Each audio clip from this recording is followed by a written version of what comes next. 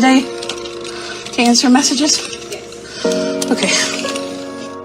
I commend her for like still being active and working, but imagine you're trying to make an appointment and you call your doctor's office and all you hear on the other line is just like, ma'am, do you need to schedule an appointment first? See, so I'll give it to you. Are you ready? Please don't pass the socials. My name is Sensei Jeffrey. Whoa! Whoa! Ha! Thank you, Sensei Jeffrey. We love you. He's 65.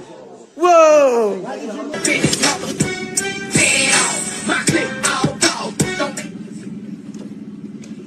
Why are you pulling me forward? For what? Y'all tripping, bro.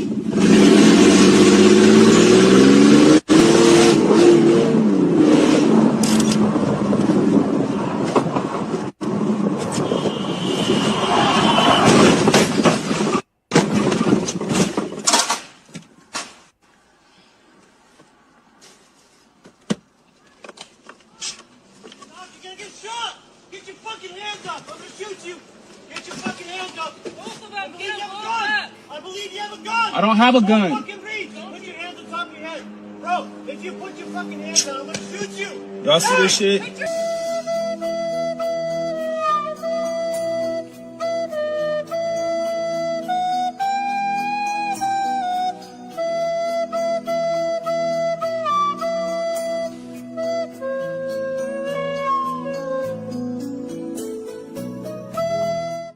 After 20 years of being the face of the company, he sold his soul to The Rock. It was disgusting. No, Cena made a big mistake. Huge mistake. All the fans, all the kids looked up to him. Little Baron was the biggest John Cena fan. He's been calling me nonstop. A grown man crying his little eyes out. When you have a chance to make history, who cares about all He those stole kids? Baron's You do innocence. anything to break He will that. never get over his hero John Cena being a bad guy. Have you said thank you once? I am thankful, but You know do you come in whatever's here and you necessary. disrespect the entire C Nation. You should be thankful for 20 years of hustle, loyalty, and respect. I do not even know who this Cena is anymore. All right, I think we've seen it enough. What do you think? You can do this. I love I do that. it in the summer, and I put fresh strawberries in here too. Oh, what a good idea. Right? Kool-Aid? That's another. I'm gonna try this. Do I do what? Make Kool-Aid. No, I don't make Kool-Aid, Kool-Aid but reminds I me of made the an summer. adult beverage for us. She does. He was psycho. He fucking jumped out of a car, going like 50 miles per hour. He was broke. He made me pay for his rent, his food, everything. I was at her place, and she walked in. I was fucking a guy. So that's basically it. She thought I was gay, but I'm not. I'm not. I cheated on her. You regret it? I do though. Me. What did you do? I'm crazy. What kind of crazy? Like you show up in the middle of the night? I guess we all do, don't we? That bitch cheated with her ex. They were walking with him. They kissed and everything. My last breakup, he beat me up. My ex is dead. What if Elmo's one black friend gives him a pass to say the word? Can Elmo say the word then? No, Elmo. It's never okay to say that word. It has an awful history and is a derogatory term towards African Americans. It's never okay to say that word. Oh, okay. Elmo understands now. Thank you for helping Elmo understand, Marcus. No problem, Elmo. Thanks for taking the time to learn and understand. Hey, watch where you're throwing that, you stupid nick. You know something else? Let me tell you what. The way I was brought up, I was taught not to take something unless you bought it. So when you're stepping up on the spot and you're taking something hot, don't get caught or you get cut. Cut! Was a serial killer who bragged about killing people, and he professed and confessed to be a demon. He was dead, bro. If he wanted you out of there, he'll go do it himself on feet by himself. Vaughn gave me a lot of passes. He could have killed me a couple times. I was happy as hell when I found out Vaughn was dead. I cooked for the whole day. I was relieved for the community, man, because he was over there torturing them guys, man. I ain't gonna lie to you, man. Something was wrong with him. That's not human, man. You're not regular, man. He was the devil, man. How are you rich and you're robbing people? You robbing producers. You robbing rappers. You got money. So from what I hear, that documentary proves everything to be true. He is a serial killer, and he was a demon in human form. Chased out of the ring, and this is going to get ugly. Real ugly. Gil. Oh, look who's here. Oh, Gil. This is absolute chaos. Superstar. Oh, no. I don't know, Skip. Hold on, Skip. No. Gassed up shorty, said I need about 40. Pull up to the party, yeah, yeah, yeah. Gassed up shorty, said I need about 40. Pull up to the party, yeah, yeah, yeah. Gassed up, I be so gassed up, yeah.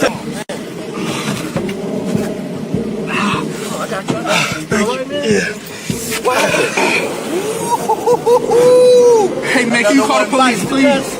Can you call the police? Facebook and Twitter.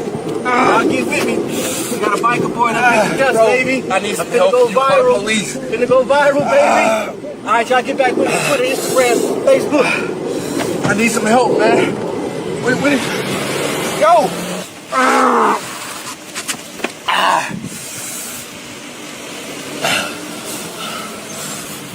Hey, I just fell off my bike. Take me out. We got people driving by. Ain't even helping that nigga.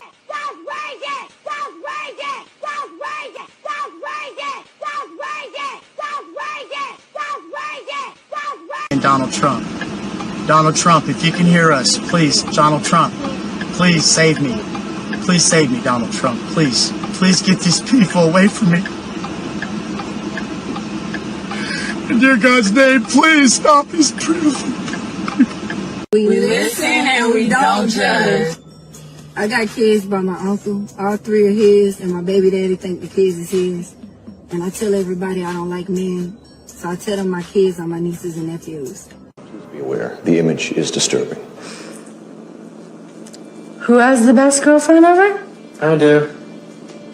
Who just bought you all this stuff? She did.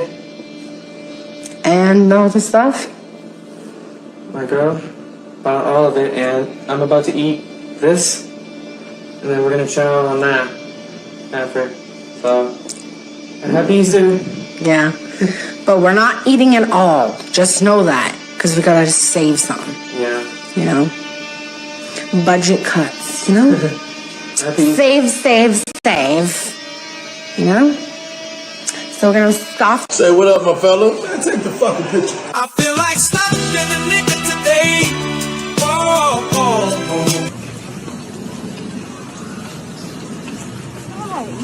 I know you fucking lying.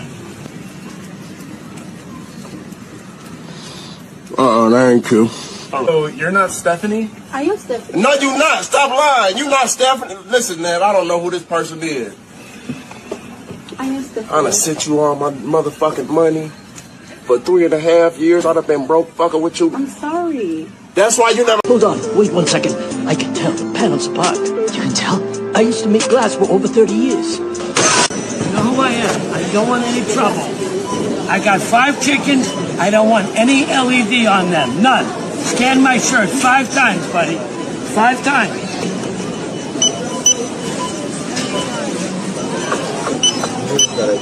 Done.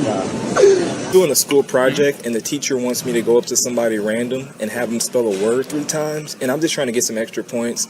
I was wondering if you wouldn't mind helping me, because you got to look for it, man. Do you mind helping me? Yeah. Okay. So pretty much all you'll say is, did you come yet? Are you in? Are you in? Are you in? Did you come yet? Are you in? Are you in? Are you in? Well, you look shocked. Are you okay?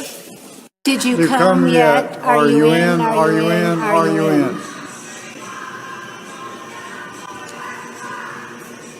Did you come yet? Are you in? Are you in? Are you in? Get the hell away from me. Excuse me, sir. Do you mind doing it? No. I told you no. Are you guys mad at me? No. This sounds ridiculous, like a scam. I'm not doing it. You say, can you get what? Some headphones. He say, can he get some head from you? He said headphones. Oh, I thought he said head from you. You said what? Some headphones. Oh, go get a job. Oh my God, bro. Show me your money. Can I know like your most? Oh, nice to meet you. My name is Christopher. I'm not shaking your hand. What's my most traumatic experience? I don't know, but I know what yours is. Suck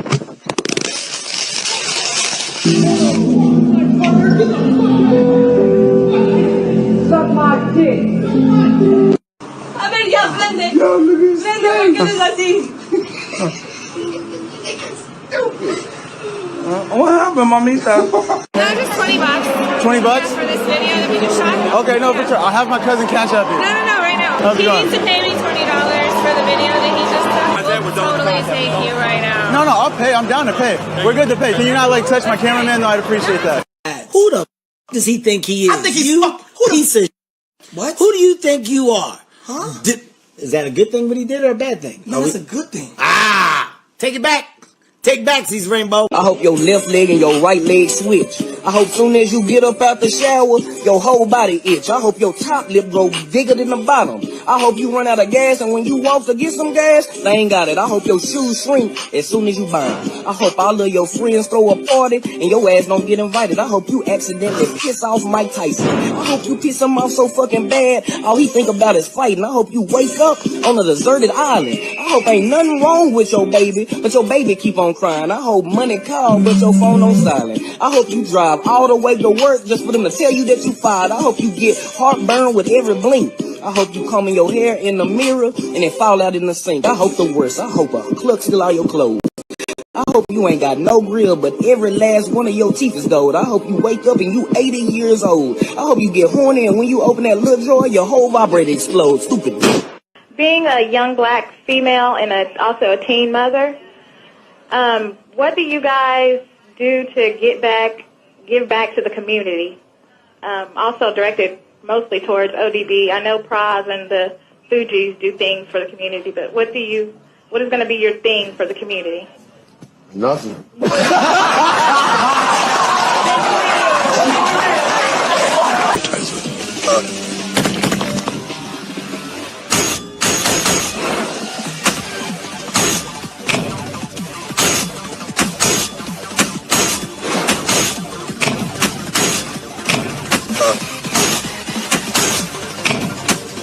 I'm curious about your skill.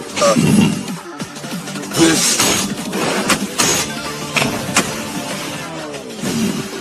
Indeed.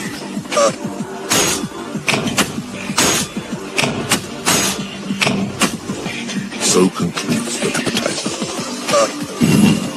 This. AI is going to take our jobs. Yeah. I'd like to see AI go out drinking till 4 a.m. on a weekday and still make it to work on time the next morning. Fucking nigga, used to fall with Gucci till I seen it like a pussy nigga. Mama know I ruthless, talking stupid, made me boss a nigga. They know I'm a house arrest, so they feel like they a bitch. I kill you, then I tell you where to go. Hey, would it be weird if I asked you out? No, it wouldn't be. Alright, well we are closing, so if you would please. Found money. You gave him some. You gave him some of that dyke coochie. Yeah, you gave him. Let me ask you this, Daddy. If he give you some money, would you give him some of this straight booty? Huh? Would you give him some of this? I almost knocked you on your ass then, okay? Okay, so don't come in, don't get it twisted, because I'll knock you on your ass on my show. Okay, I'll knock you on your ass. Okay, don't come and play with me, because I'm the wrong one for your dyke ass to be playing with. You understand? I'm the wrong one for your ass to be playing with. I'll knock you on your ass on live TV. You understand me? Keep it straight. You understand me? Don't get it twisted. Okay? So don't get it twisted. Don't bring your dyke ass up in here with that bullshit, because I'll knock your goddamn ass off right here on TV. Okay? Bye. Alright, y'all. Yeah, you sure will. Get your dyke ass up out of my...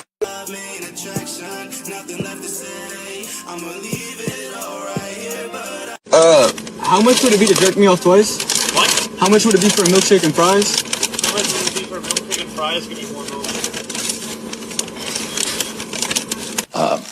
I'm declaring war on fat gay kids.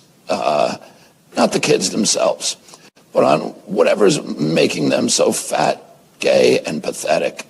I'm talking seed oils, SSRIs, MSNBC, and perverts masquerading as teachers and guidance counselors.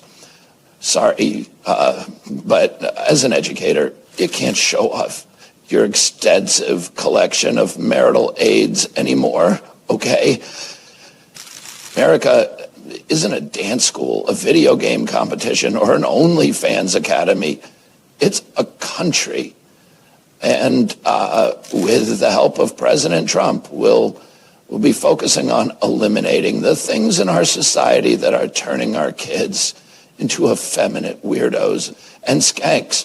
Ooh, you make it clap? Let me chill. Oh, he tweaking. I'm tweaking. How? You tweaking. You fine as hell, you don't fuck with me. I ain't even gonna lie. You look like you can pick me up. I've been staring at you. You look real strong. I ain't that strong. I mean, would you try? Huh? Would you? YBG Don from DC. What's your name? YBG Don. I'm not calling you YBG. What the f is your name? It stands for something. Young, black, and gifted. YBG Don. That's what I stand for, Queen. How you doing? I'm good. How are you? You're good. Can I ask, like, respectfully, like, is that real? No. All right, now. I'm It's not you. actually like really cool though. It's not you. It's me. Okay. Yeah, I can't handle that. Like. Okay. I get it. It's okay. Yeah. Damn, Shawty's got a melody.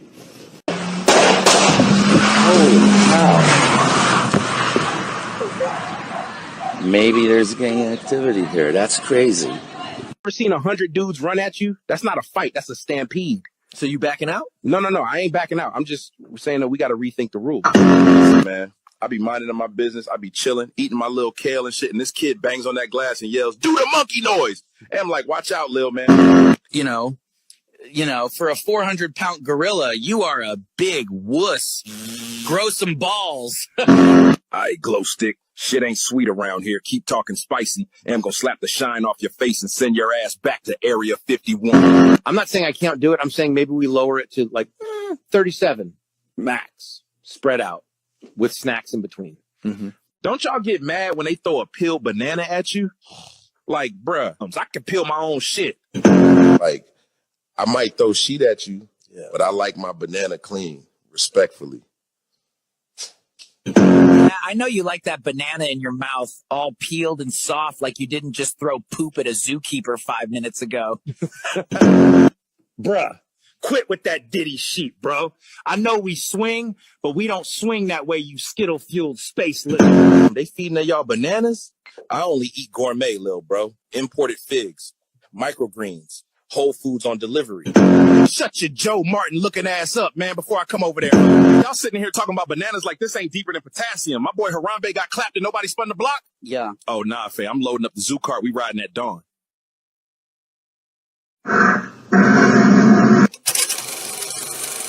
You're cuter than a little gummy bear and your lovely little lotus flower.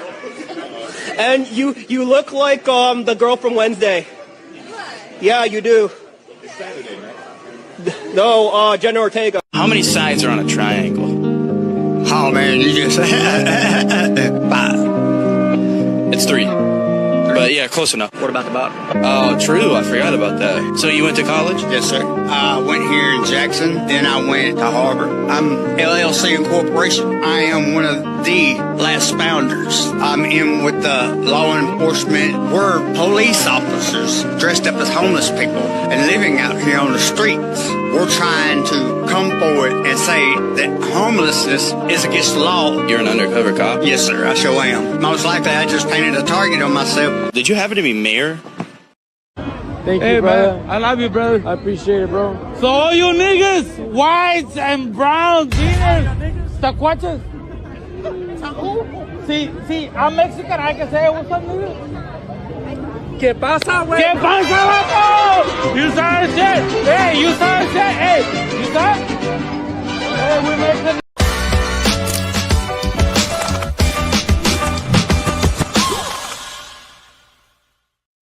What is up, everybody? It's your boy Corn. Make sure you guys hit that like, that subscribe, all that good stuff. It is another Sunday, which means it's going to be What's Trending at Corn. I'm going to be going over some of the things we've seen over this past week, and amongst other things, like this video that we're about to watch here, featuring the hometown legend, Maven, Shout out to Maven. But this actually caught my eye. So we are going to be talking about it because I have mentioned WWE Unreal Show the past 2 live streams that I've done.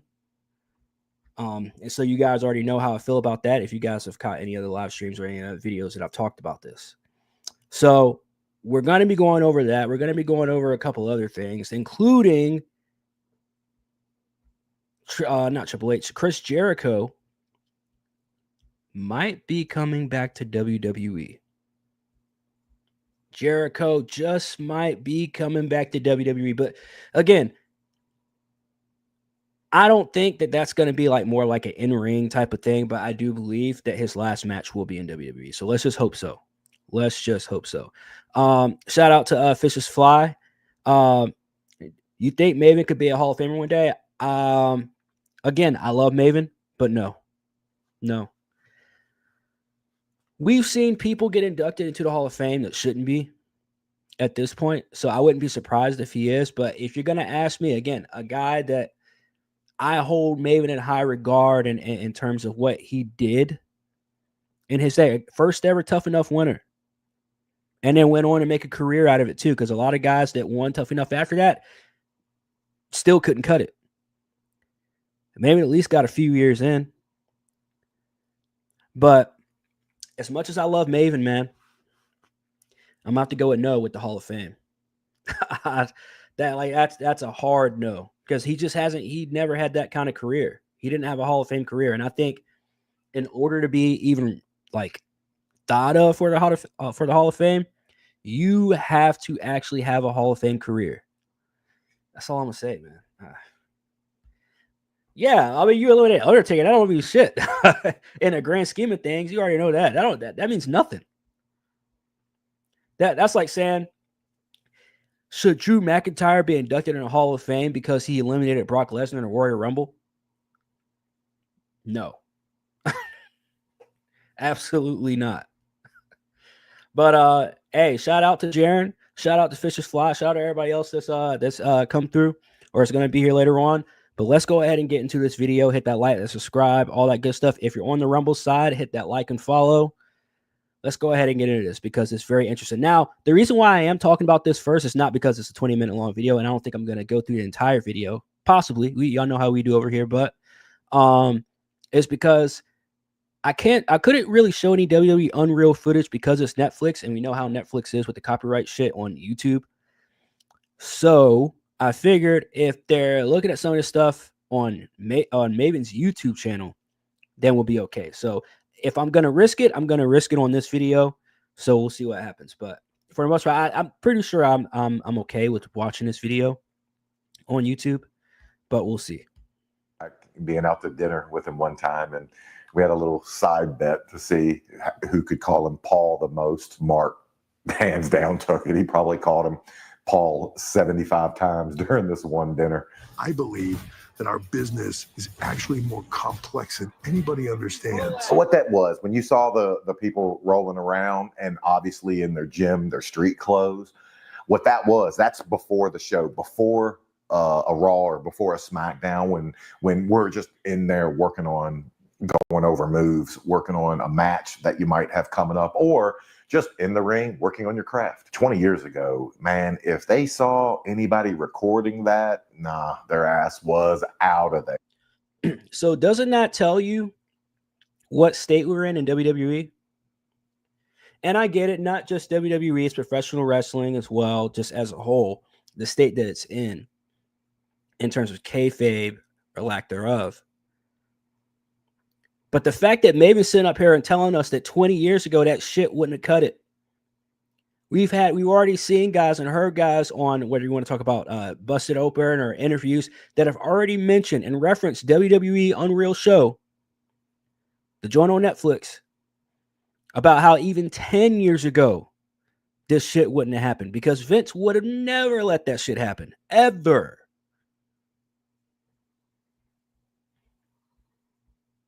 It would never happen. To be honest with you, I'm a little shocked that they show it, but I think it's great because it just gives us an idea of what's to come. Just get started, man.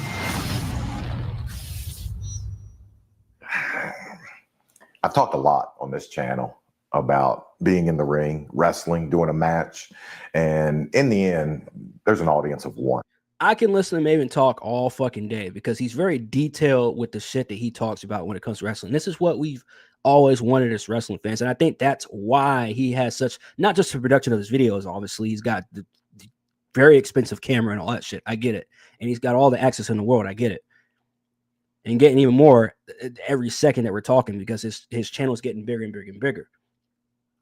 But just the fact that he has the experience of not just in the ring, but out of the ring, and the way that he details everything that he talks about in every situation, and conflicts as well that he's talked about. So, again, shout out to Maven. And this is why I picked Maven of all people, for us to actually listen to what someone who's actually been in a business and is no longer in a business, so they can actually have some unbiasedness, I guess we could say, towards this entire situation. Fans can love it, fans can hate it. Didn't matter. Did Vince like it? That's all you cared about. And when you came up and went back through that what up, curtain, Mark? You would immediately look at Vince and hopefully get the good shit. Thanks, Jared. And hopefully not get the chewing out. Hunter's that now. Hunter is the one being the puppet master. He's the one directing everything. You want to put this guy? Shawn Michaels. Gingerbread Shawn Michaels. He was my favorite wrestler. I'm happy that this documentary is showcasing, Cody's, and I'm hoping they showcase. But here's the thing. Let's be real. We don't need WWE Unreal to do that. We have a million fucking shows on the net. Well, not the network anymore, but you guys know what I mean. Peacock, Netflix. We got a million fucking shows on these social media platforms and these apps, streaming services, hell, or even YouTube, where you're going to see, and we've already seen the behind the scenes of Cody Rhodes, the behind the scenes of Seth Rollins, the behind the scenes of Drew McIntyre, Rhea Ripley, all these other people. We don't need WWE Unreal to even ease us into it. But because I watched these first couple episodes, I watched the first 4. I don't know if they're going to release more or not, but I did watch the 4 episodes and I didn't like it. And I've already I've already gone in detail in other streams. We don't have to go over all that. That's what this video is for right here. But it's to give a different perspective and a better perspective than my own, and an experienced perspective. But man, it's just tough watching it, and to see how they started it out with the episodes and having Cody Rhodes. I think they showed Rollins as well, like they're behind the scenes, look at their lives and shit like that. And it's like, we don't need y'all to show us this. We've already known that. We've already seen the stuff. We've already seen the cameras and stuff like that. Just go ahead and just blow the lid off the fucking jar and show everybody what you want to show everybody. Other people besides just Hunter. The business is going to have to be framed by the Codys, the Usos, and not as much by the CM Punks, by the John Cenas. 10 years from now, those guys, they're not going to matter in wrestling, but Cody will, Usos will, Seth will, all the younger talent will. And I'm hoping this highlights them. Libby thinks that Cody is a professional dancer. And I don't know what CM Punk's ego, he might go another 10 years. I'm just saying, man. And it is professional wrestling. It's not like it's already well known out there and put out there. I mean, Terry Funk did it for like 40 more years after what CM Punk is age right now. So, I mean, 10 years, CM Punk could probably squeeze another 10 years out of wrestling. I'm gonna be honest. I think she's even said when we showed her a couple clips on YouTube, oh, this is the dancing. His daughter's 100% right.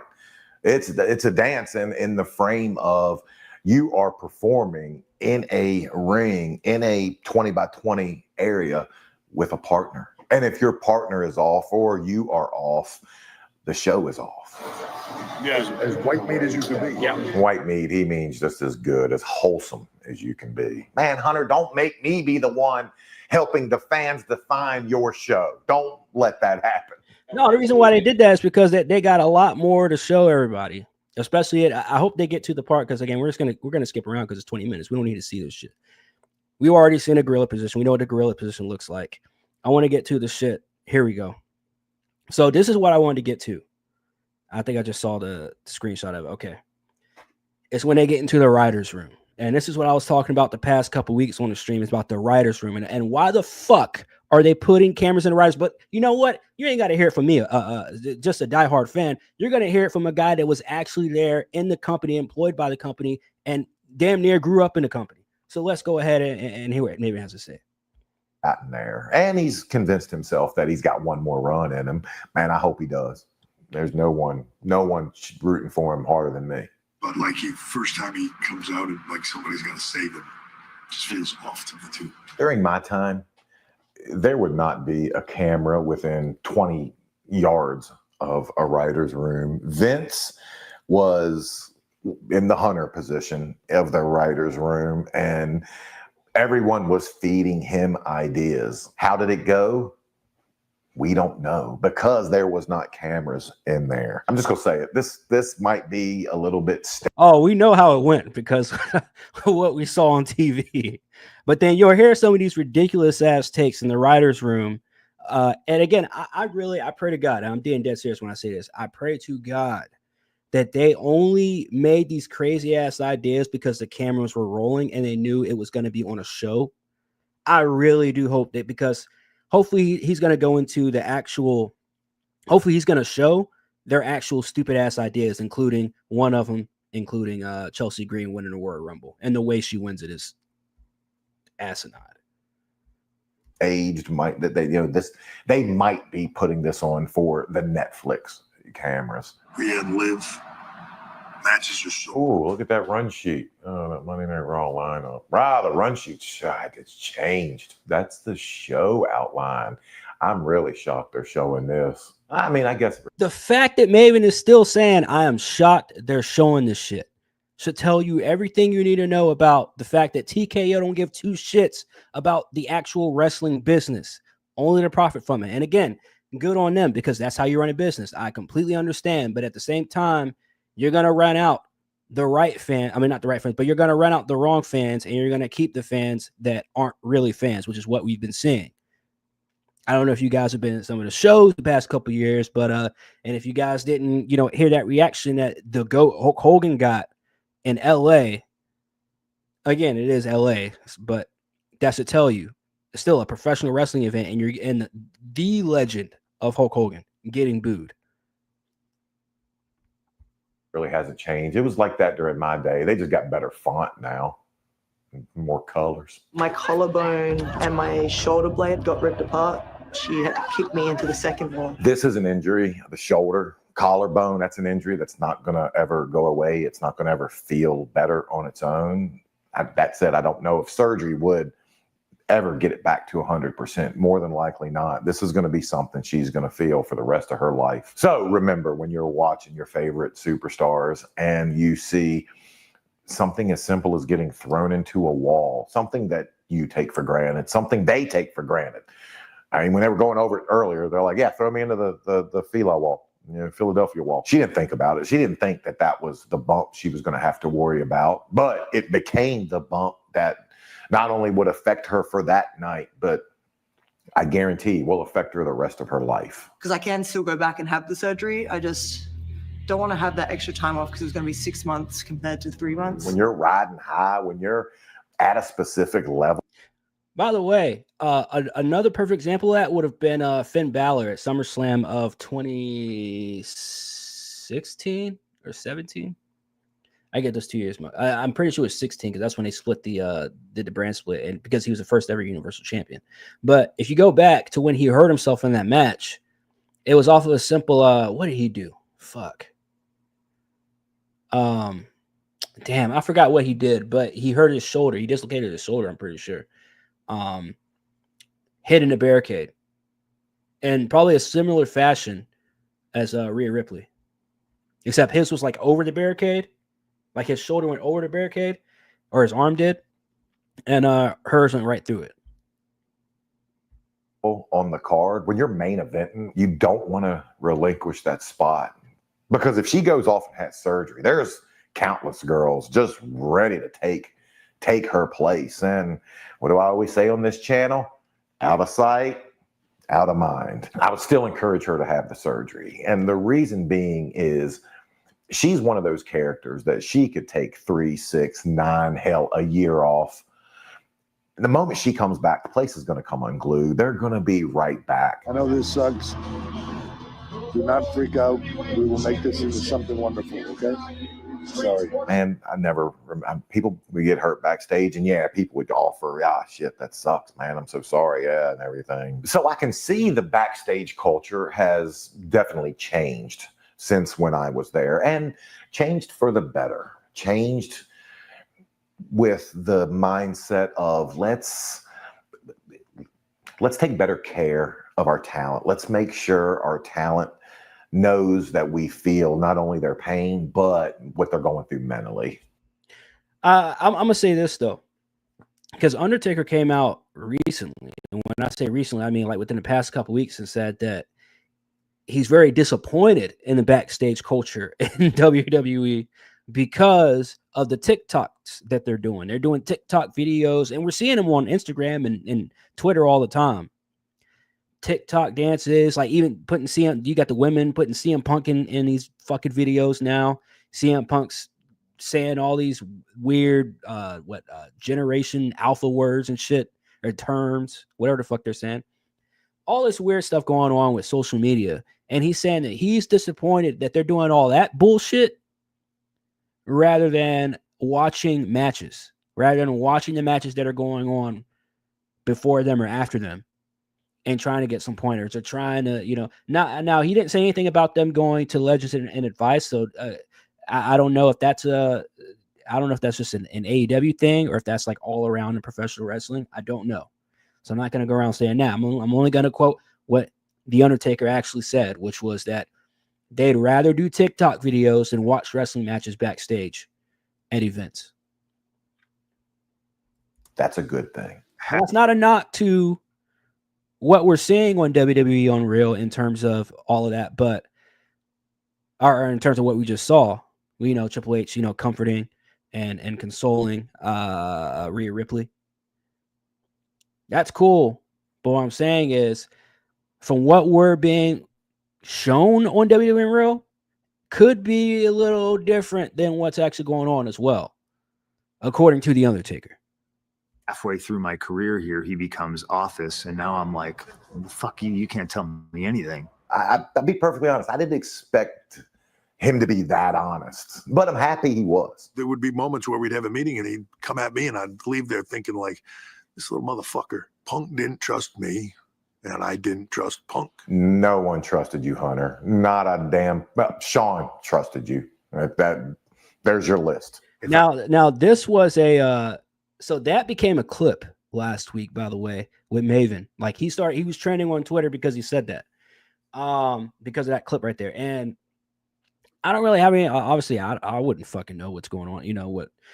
I wouldn't know whether that shit was real or not between Hunter and Punk. From what I've heard, obviously, like every other fan, is that it was real. What we're being portrayed again on camera is that it was real. And obviously now they've reconciled or whatever, because they have to work with each other. And Triple H is his actual boss now, if he wasn't already back then. But again, I this kind of shit again. Why do we need to see this? We need a whole show to show us this. To show us that CM Punk and Triple H are cool now. I didn't take myself off the hamster wheel. Nobody else was gonna, and they were gonna work me until I died. When you're in a WWE locker room, and when you're walking down from catering, and you see Hunter and Vince and Sean, and you see all these guys that you watched on TV, and you see all these guys that you've idolized for years, and all of a sudden you're not only in the same locker room as them, but hell, I'm on the show with them tonight. Well, I don't want to step on anybody's toes. I'm going to be the good little subordinate wrestler and do what I'm told. And hopefully, if I cross my fingers and I do what's right, then my time will come. That's how 99.9% of the locker room views it. Punk said that was bullshit. And I'm going to be as much of a star as you are without your effing help. By God, he went out and did it. I love you, Punk. He did. By the way, can I get a picture with you after? Yeah, 100%. And there's another thing that's a little different from my time. It's not like we weren't taking pictures together, but remember, during my time, guys were, very hesitant on asking Bob Holly to, can I take a picture with you, Bob? Kane, can I take a picture with you? It just wasn't. Hence what Undertaker said. They rather do TikTok videos and ask for pictures. And oh my God, you know what this leads into as well? And I'm obviously not the only person that has addressed this on the internet and on YouTube. Jersey swapping at football games. Jersey swapping at basketball. Like it's oh my God. Don't even get me started. Another difference from my generation, it's good to see females in the senior writing position. During my time, I don't remember any. If there were, it was because of their last name. Good to see WWE constantly evolving. Seth right now looks and sounds hopefully they're writing for the women's division. That's all I'm gonna say. like CM Punk from 2013. That's envy. That's jealousy speaking. The brand new and improved lighter side of Punk that Hunter claimed he heard over the phone or met in person or saw and said, hey, let's give him another shot. That's all bullshit. The moment he's saying that Seth is a version of him and that's why he's got this WWE universe, it's because he's stealing from me. That tells me he's the same dude. But I didn't think that dude needed to change anyway. Gorilla position in today's world, it is the epicenter. Oh man, I hope they touch on the show is run from there. Man, that is absolutely crazy. That's the exact same sign that they had during my time. Back in my day, it was literally 4 curtains. And the 2 curtains that separated you from the ramp to go down to the stage to the ring had masking tape down it. So okay. I think all right, I'm looking at her watch. I'm trying to find I'm trying to see if Maven goes over a part. This is what I mentioned last week with Abyss, who's now a producer backstage. And it was a conflict with the time of the Netflix episode, or the first Netflix episode of Monday Night Raw. There was a timing conflict at the end of it, where pretty much Abyss, I forget his real name. It's like Chris Parks or something like that. But where he kind of takes the blame for it, but he's like very like, oh, I'm sorry, Bruce Pritchard. I'm sorry, man. It just came off super weird, man. And the time is 11:37. So what I'm saying is I hope Maven goes over that, because that was yeah. And you might be saying, Maven, 11:37, that's pretty damn early to get to the arena. No, it's not. The original episode 1 of Monday Night Raw on Netflix was held in LA. LA operates on Pacific time, 3 hours past this great New York time. And they're going to go live at 8 o'clock Eastern time, meaning 5 o'clock Pacific time. I used to actually love it whenever we were on the West Coast, because I always knew the show was going to be over a lot earlier than 11 o'clock. This is Los Angeles. At home tonight, doing historic Monday Night Raw. When I first got there, signs were the thing. Fans would come with signs, and hey, signs are making a comeback. We're starting to see signs every week that people are getting very creative. So signs are actually making a comeback. I thought we were just going to live in the whole cell phone and flash on the camera, camera flash on the cell phone era. I think signs are making a comeback, and I actually like seeing that.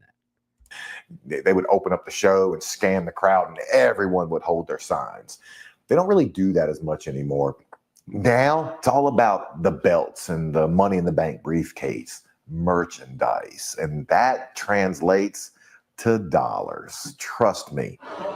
Thank you for the night. Enjoy this, man. I'll do my best. Going out there, performing live in front of a crowd, knowing that there's people in Gorilla that are critiquing every move you make, knowing that millions of people at home are on their computers ready to write, Maven Tripp going over the ropes, or this he effed his promo up. Man, it's stressful. And there's so much stuff in your head that you're thinking about that you're like, okay, I gotta hit this line, and then I gotta hold it. I gotta let them react. I gotta hope the crowd pops for this. Oh my God, is Rock gonna be here for this move, or is is Cody gonna hit me and from behind when I need him to? There's just so much going on in your head. When Cena said, "I'll try," it's because he has the weight of the world on his shoulders. John, that was awesome. Thank you so much, man. And that right there, that is what every wrestler wants the moment they leave that ring, the moment their match or their promo or their segment is over, that acknowledgement. You know, the moment you get that, I did what I've earned my check. I did exactly what they paid me to do. The few times I got that, it's the best feeling on earth. You're on cloud 9 for the rest of the night, the rest of the week. Hey, unless you're Brock Lesnar. Y'all remember when he threw that title at Vince McMahon?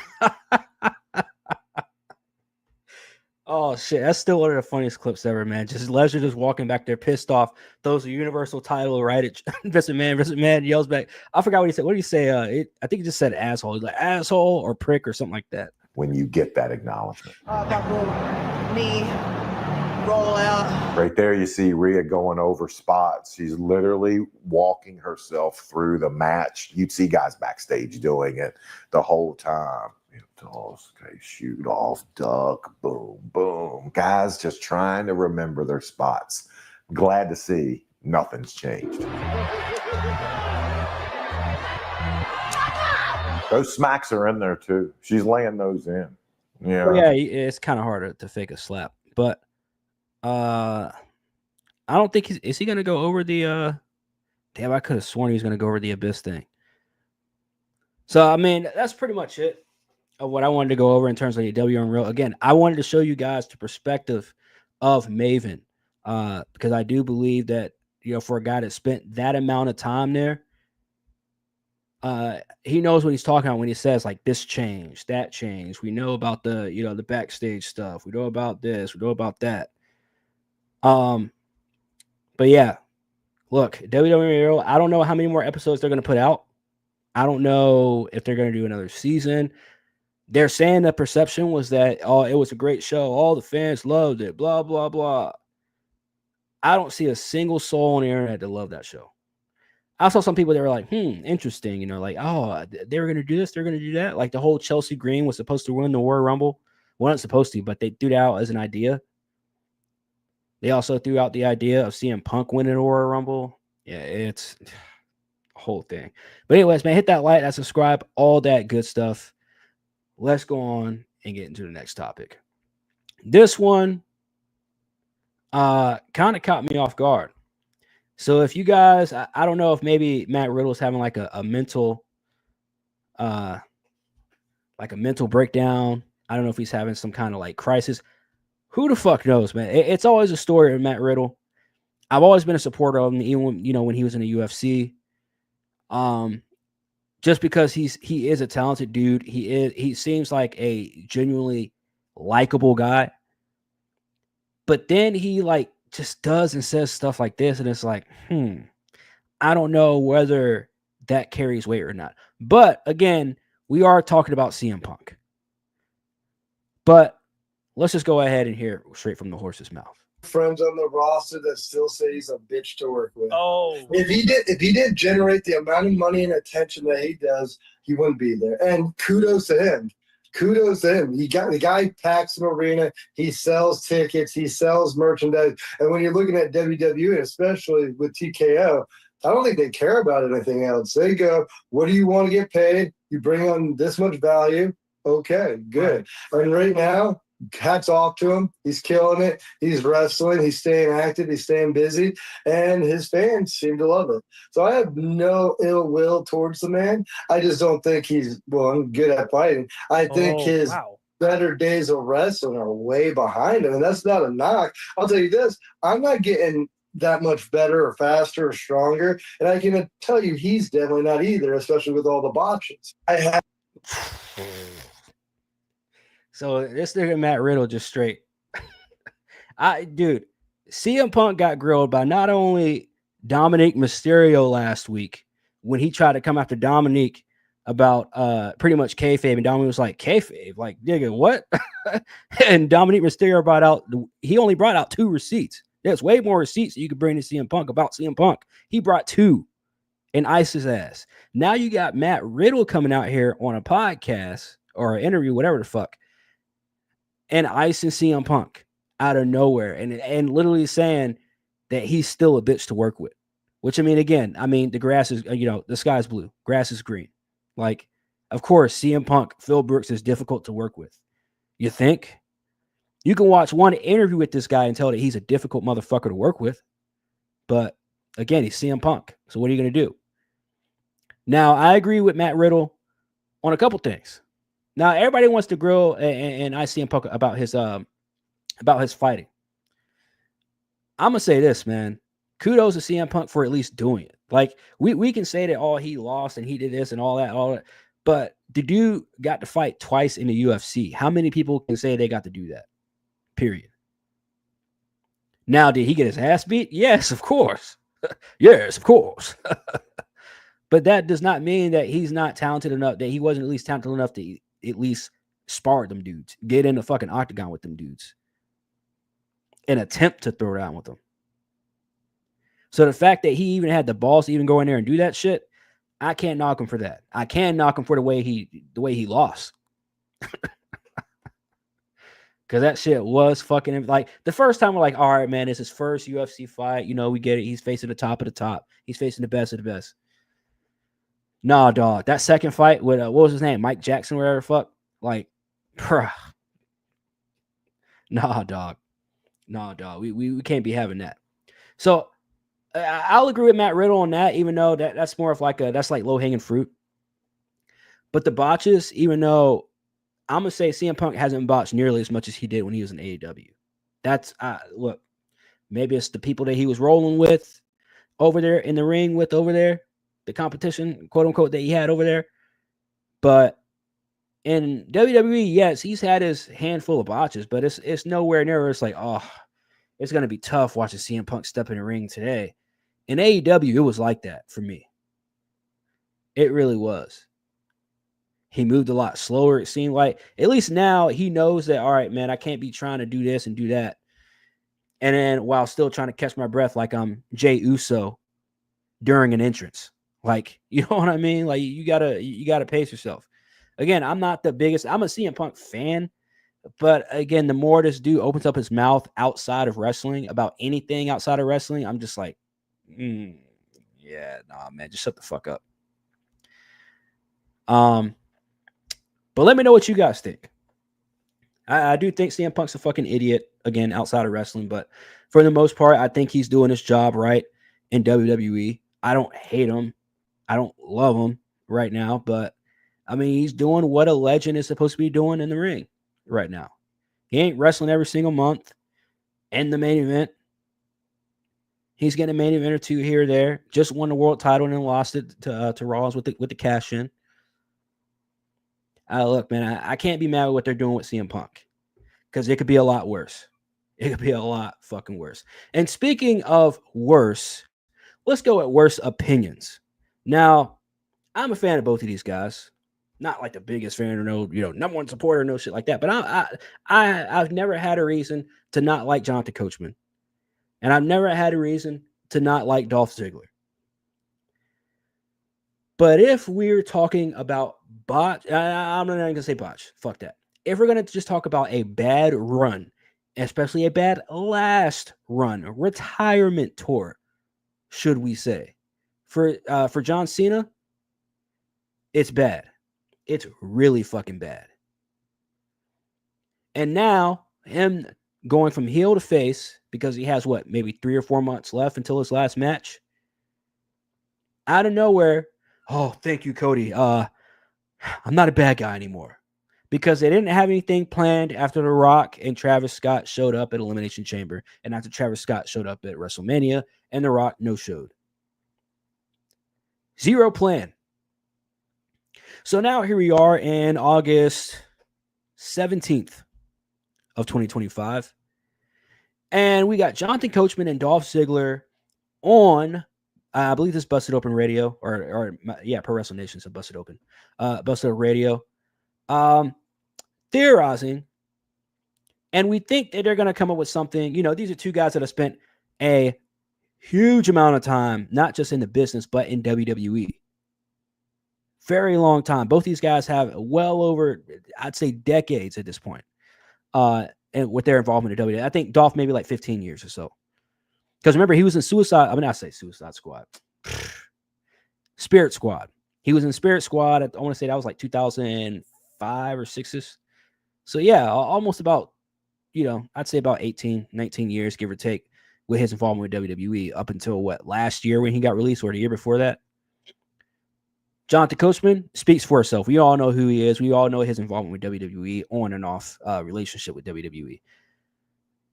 But this has got to be the worst thing I have ever heard, worst idea I have heard anyone say when it comes to John Cena's last match of his retirement tour and of his career. Your feedback on this, because we throw out all these names, and it can't be this guy, can't be this guy. What if they throw the seriousness out the window, and they had a match where it's technically a gauntlet match, but it's about 6 or 7 of the biggest names from John Cena's career that come out, and it could be a quick, just funny thing, whatever. But yet he just clips through about 7 guys in about 20 minutes. That might be entertaining. What do you think? That's a really great idea, because there is so many people in his past, and then it opens the door to you get a rub. So you get an Obafemi comes out. Whoa, we're putting over NXT. This goes in the record books. Braun Breaker comes out. He eats a spear, but he barely kicks out, and he gets a roll up on him. Oh, who's coming out next? Yeah. Then you get Seth Rollins with his group all around the ring, and then someone saves it and they break down. Then you get Carmelo Hayes comes out. You're like, what? Then Randy's music. Hell, Brock's music hits. Just what the hell? And then finally you get one last holy moment, and everybody loses, and maybe it's Rock, and he walks down.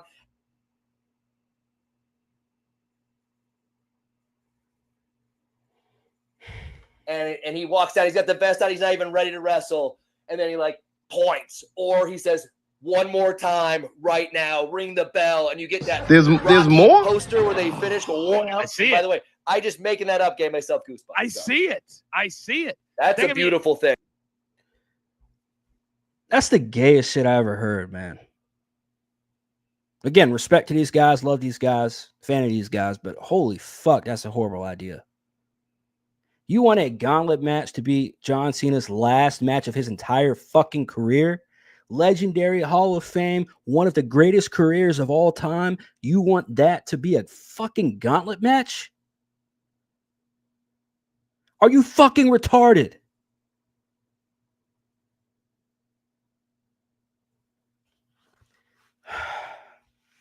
I saw someone say earlier on Twitter that these are the same guys that we'll hear in interviews and watch these interviews where they'll say that they got fired and they had such a great idea, these great ideas, promo ideas, and then they actually reveal these ideas in an interview or on a podcast like this, and it's the gayest shit you've ever fucking heard, and you're like, yeah, I wouldn't have gone to that idea either.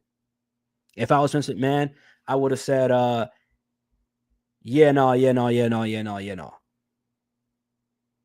But you want a fucking gauntlet match for John Cena's last match, and you talking about some damn Obafemi, Randy Orton, Carmelo Hayes, like that. Why do we need John Cena and Randy Orton again? Why do we need that again? They're still not getting. Damn, man, I need to go ahead and clip that that Justin Bieber clip where he's like, "It's not getting to you. It's not fucking. You're not hearing me. You're not understanding." Like, I need that because this would have been a perfect fucking way.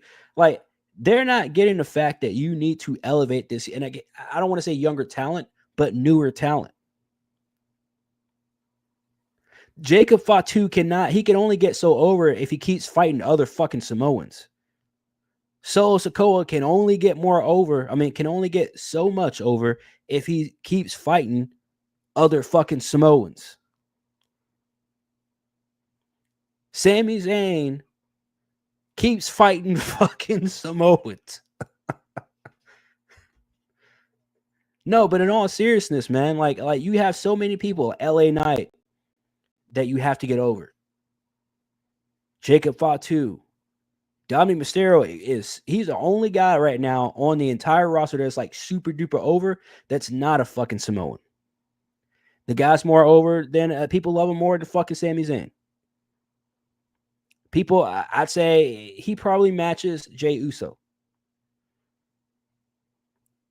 But Jey Uso without Yeet, what is he really in terms of his character? Just a guy that is out of breath every time he touches the fucking mic.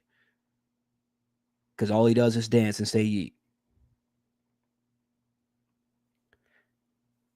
But that's the guy that we had beat Gunther at WrestleMania for the World Heavyweight Championship.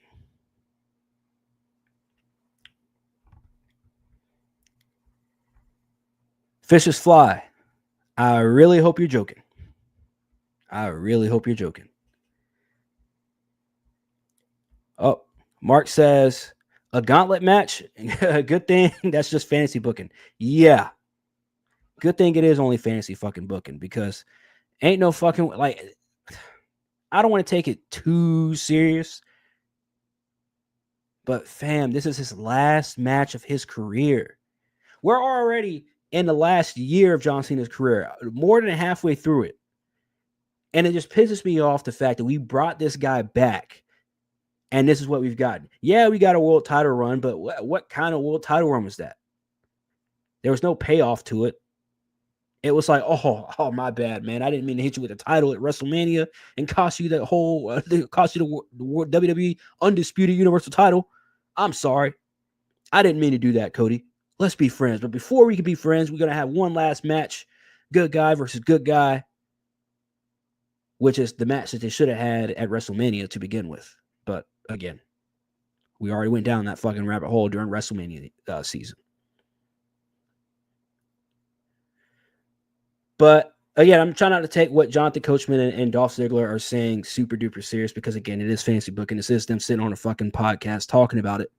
But I'm just like, that is y'all have to be honest with each other. Jonathan Coachman, there's no way that you're really sitting there thinking, I know you just said it. Oh, that's so great. Oh man, wow. Yeah, he was like, Obafemi. Yeah, Jonathan Coachman was like, oh. He was like, oh, Randy Orton. And John Coachman was like, oh, Randy Orton. Yeah. Oh, Randy Orton. Let's go back.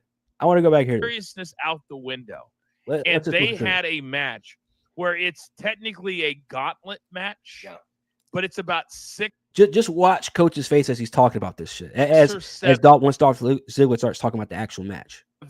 Of the biggest names from John Cena's career that come out and, it could be a quick, just funny thing, whatever. Yeah. But yet it just clips through about 7 guys in about 20 minutes. That might be entertaining. What do you think? That's a really great idea because there is so many people in his past.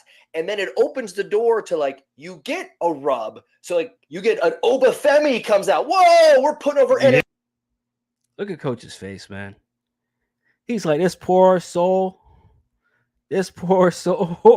so enthusiastic about it.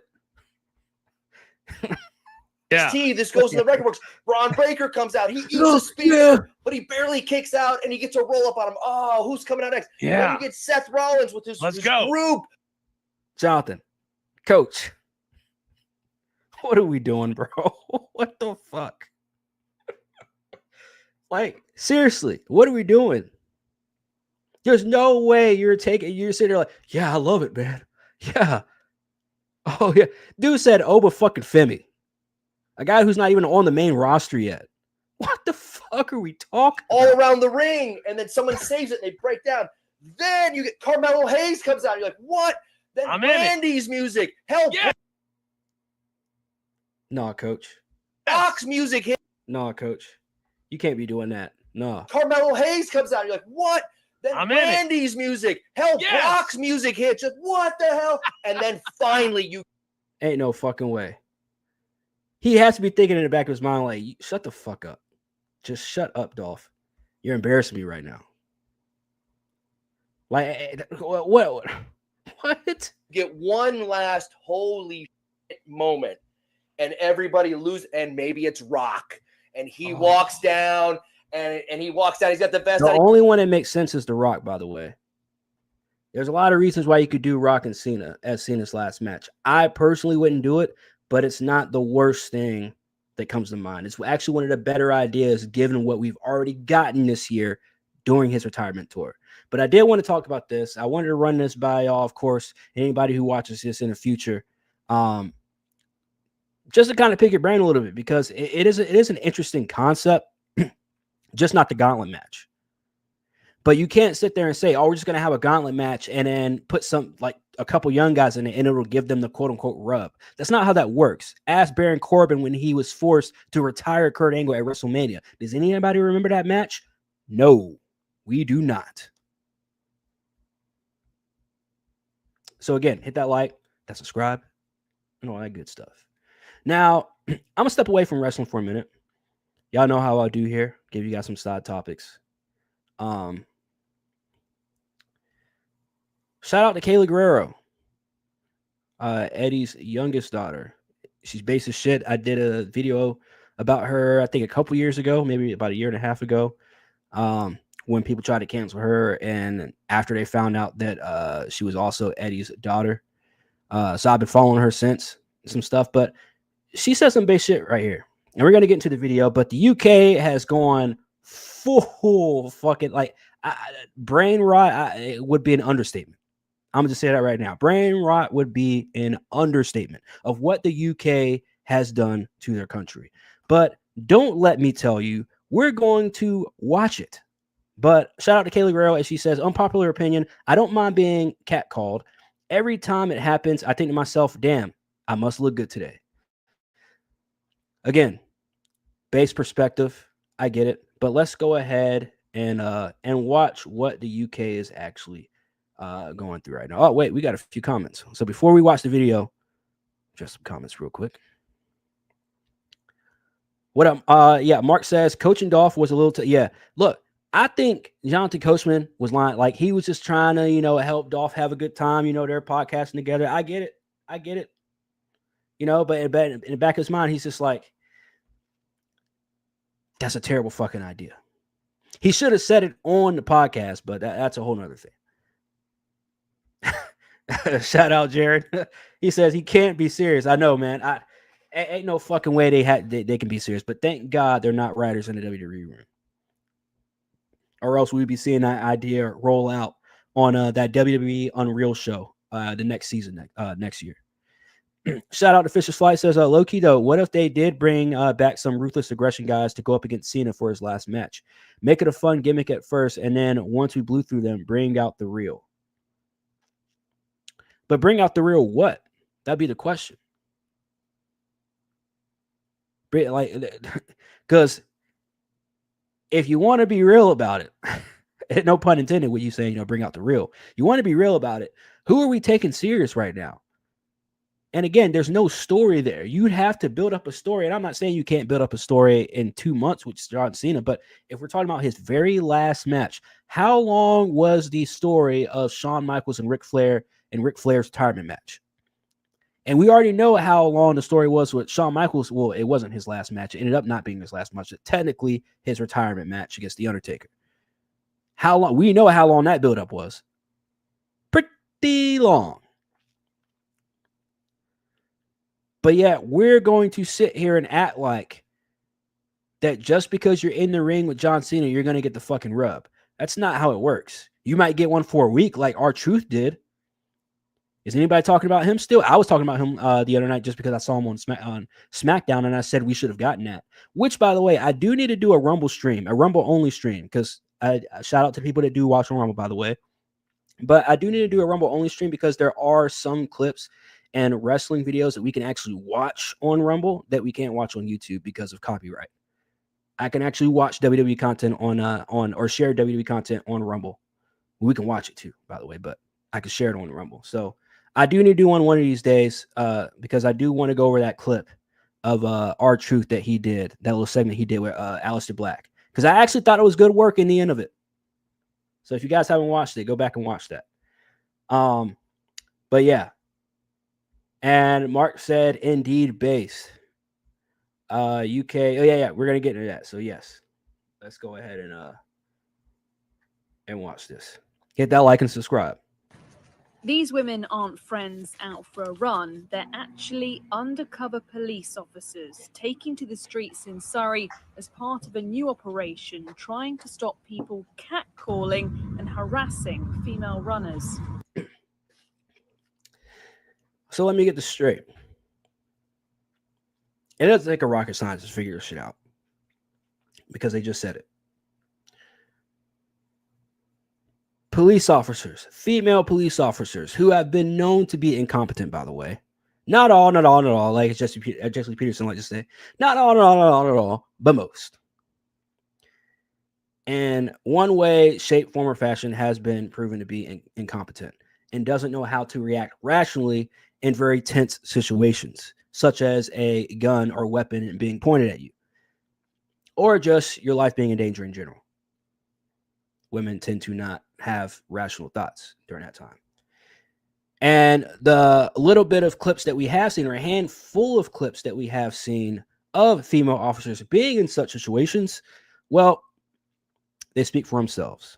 Again, y'all know me, I don't generalize shit. If it sounds like I'm generalizing, I'm saying not all, but most.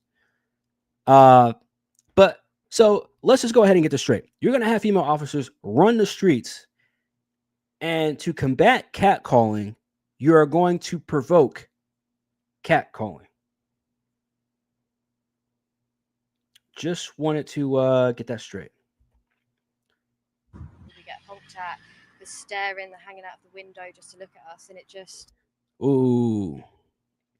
Not even a sleeve, not even a whole sleeve. So just to tell you already, random tattoos up and down her arms.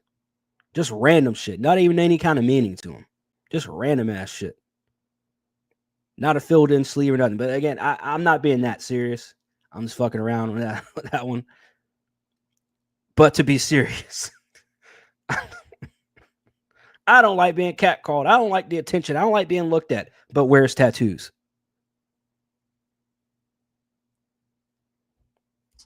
It's so prevalent. And police teams are ready to intervene the moment the officers are beeped at, followed, or shouted at, pulling people over. Those kind of behaviours may not be criminal offences in themselves, but they still need to be addressed. And of course, the people that are likely to commit those kind of behaviours, you know, they may then go on to commit more serious offences or more serious behaviours. All right, so this makes zero sense. And correct me if I'm wrong. And I'm not too up on like law shit, but wouldn't this technically be entrapment? Now, again, it's the UK, so I don't know. Maybe they can just break entrapment rules. I don't know. Or maybe entrapment is legal over there. But I'm pretty sure that's technically entrapment, isn't it? And again, I could see if a guy was, and again, the whole following thing, that's crossing the line anyways. Like a vehicle just following a random chick, just continuing to follow him. That's just crossing the line. That's creepy. I think morally that's creepy. I don't know in terms of law. Yeah, whatever. I wouldn't blame anybody, and I wouldn't be surprised if that is a law that you can't, because that's just common sense. Why the fuck would you follow some random chick when you're in a car, or just follow anybody in general that you don't know?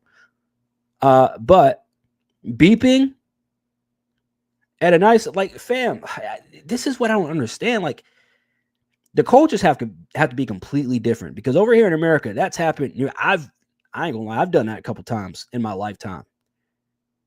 See a nice ass over there, beep, beep, hey, damn girl, okay, and keep driving and going by my day. Ain't nothing wrong with that.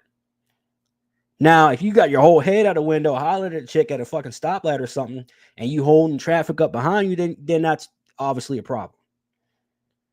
Or if she's clearly uncomfortable, which chicks are really good at displaying that they're uncomfortable. So, which is why I don't ever understand like how niggas be getting caught up, unless the chick is lying, which is probably the case. Again, different fucking story. But if we're sitting here and I'm driving, and I roll my window down to get a better look at a nice ass that's just jogging by. How the fuck is that a crime?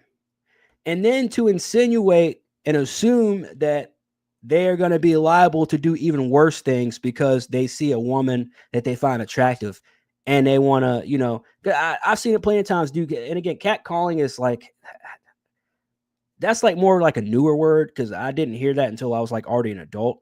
I didn't hear that term, or at least close to it. But I mean, I've seen it my whole life. Like dudes, I've seen dudes whistle at chicks, grown ass dudes whistle at chicks. Like it's a thing. I'm not saying it's like super respectful or anything. It's like I don't fucking do the shit. But if we're talking legal and illegal, and they're already doing all this weird stuff over in the UK with passing laws like this, saying, yeah, we're gonna take our two baddies, and they ain't no baddies, by the way. But I'm just saying, you know, in their eyes, they're taking two baddies from their department and having them jog down the road to see how many dudes are going to look at them and gawk at them, and maybe a whistle or two, and then you're going to have the cops pull up. You're going to have the fucking the city or state puppets pull up. So, bro, somebody said, what's the best cat call?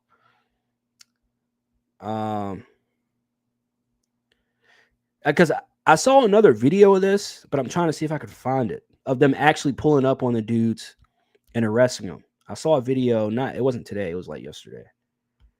Out for a run. Yeah, that's crazy. And then you got this dude right here. This guy I was just talking about, like claiming that, basically like assuming that you're going to do something way worse because you whistle at a fine woman. It's like, God damn, that's a fine ass bitch. All right, sir, face the wall. Like, I don't get it, man. This is the world that we live in that I just do not understand. Mark says the UK continue to be wilding in these with these laws. Catcalling to be seen as a serious offense. At this point, I don't know how people still live there with how backwards their laws have become. Yeah, man. I mean, we say the same thing about people in California and New York. It's like, how do you still and why do you still live there? But you know, when you grow up there, you're you know, if that's all you know too. And some people they want to, you know, kind of like here in America. Some people say, why do you still live in America when you can live in fucking Thailand where your money's worth like 100 times more? It's like, yeah, but you also live with like fucking 20-foot snakes and ladyboys. I'm good. I'll visit, but I ain't living in fucking Thailand. Yeah, I don't got people who still live there in UK, man, especially the way it's going. And I've been hearing even other stuff in the news about UK and just the shit they're passing and the shit they're making illegal as well. Like, it's scary, man. It's scary. Shout out Warthog, man. He said, closer at home, you can get fined $25,000 for walking in the woods in Knutskin. Hopefully I'm saying that right. Kanukistan. That's crazy. Wait, $25,000 for walking in the woods? What the fuck? Just sometime, Mark says, just sometime this week, the UK police arrested a student outside of a McDonald's because there's a law against teenagers. Oh, yeah. I saw that. Oh, fuck. Let me see if I can find that. I actually saw that. Where you talking about that? It was a chick, right? Where it was two officers and they carried her out and she was like sitting there kicking and screaming. I was wondering what that was about. I was like, I saw the video and I just saw some chick getting carried out of McDonald's by two police officers. I didn't even care to look at the fucking caption or anything like that. I was just like, fucking UK, what do you expect? Damn, dude, I didn't even notice that. Hold on, let me see if I can find that.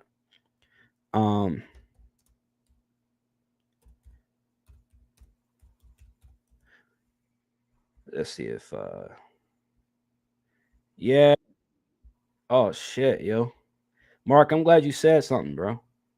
I just typed in UK McDonald's and this is the first one that popped up. Yeah, I saw this a few days, or was it maybe a couple days ago? No, you went for a ride?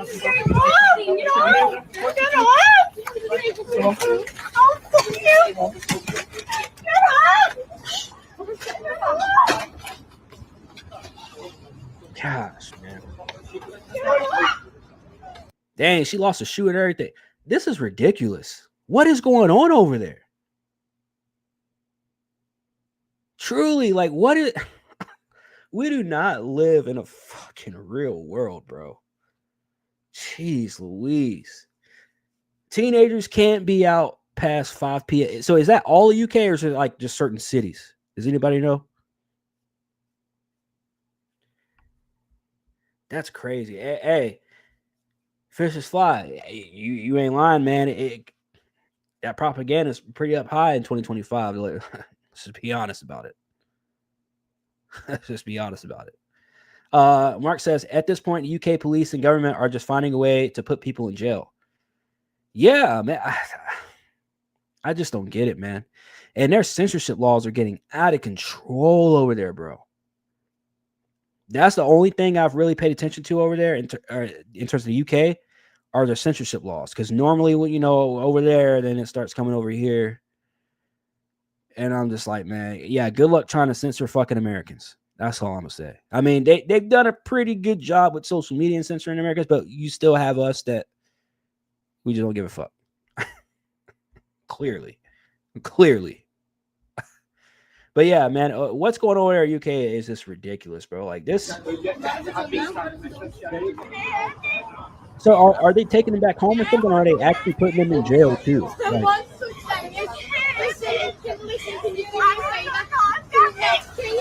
my only question is, so why aren't they arresting her? Why aren't they arresting the little girl? But they're going to arrest her because she's out. Aren't they both teenagers? So yeah, I'm confused. I don't know about that. I mean, clearly she's getting arrested for something. Like clearly she's out past what the caption says. She's out past 5. But what about the other 2?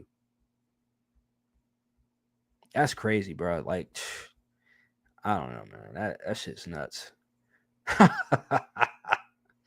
Speaking of living in movies. Oh my gosh. So this lady showed up to town hall where Jasmine Crockett was speaking at, and she just goes berserk. So I retweeted to say we live in a fucking movie, man. Well, I didn't say fucking, but you know what I mean. We live in a fucking movie.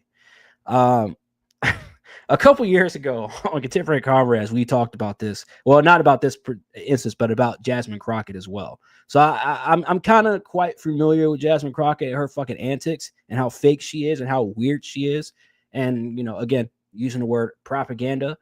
But we have this other lady now that starts. I love when people do this at these town hall meetings. Because it needs to happen a lot more. We just need people to just be people, man. Just be normal. Like, just show everyone that we are still amongst normal fucking people.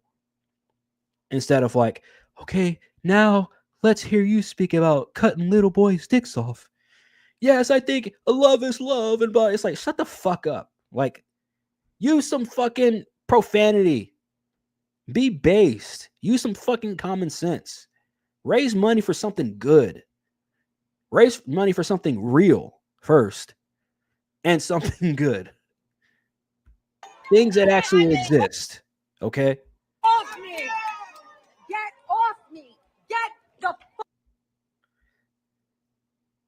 fuck! I used to stay at my granny's house. She was one of my favorite people in the entire world. Jasmine! The people of Dallas deserve better than a fake ghetto hood rat!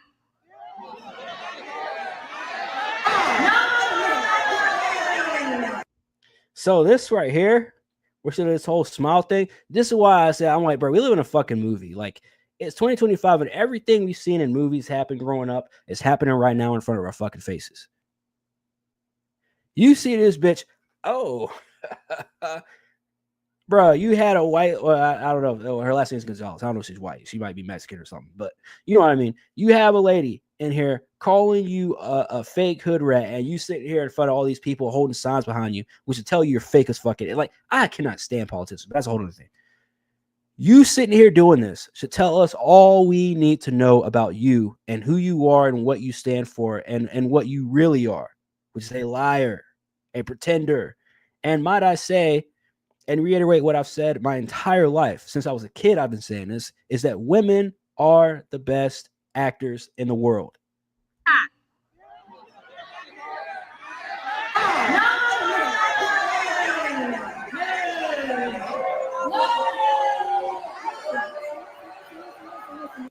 And of course, everybody gets all riled up. This is what happens, right? Again, I don't understand, like, what is the point of this? Because you know you're going to get kicked out when you do this. So you know when you heckle at these things, you're going to get kicked out. But again, I'm glad they do these because at least we know we're still amongst normal fucking human beings. They know you're a rich kid from Missouri? Do they know you're a spoiled rich kid from Missouri? No, ma'am. Do they know? Don't touch me. No, ma'am. You see the old man with the mask? Sir, please sit down.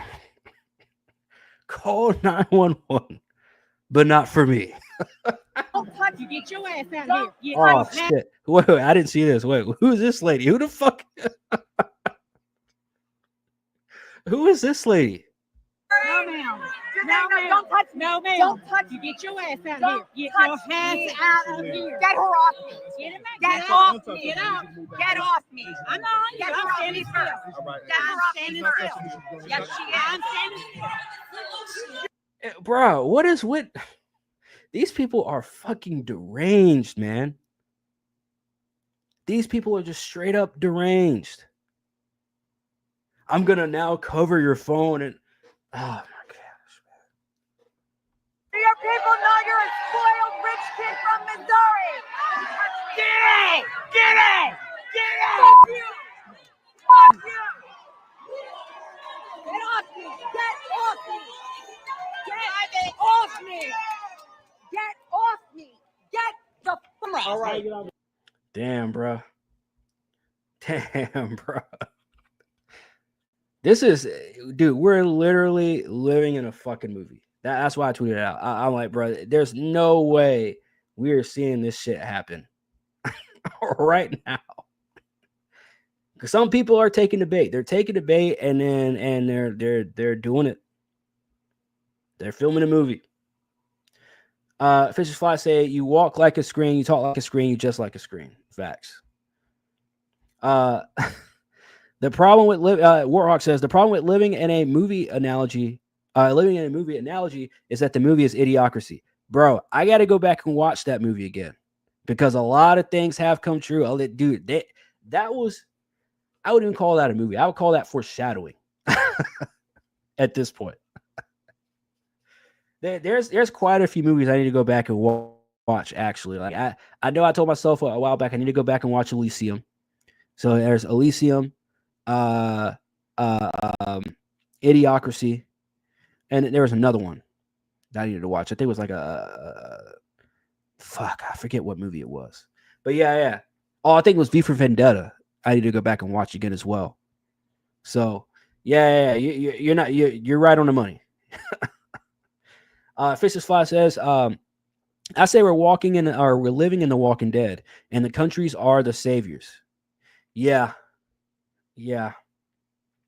It's what I say to say it. Who were the people that came out and said, who was that crazy lady? It was Alpha and Beta. Who were they?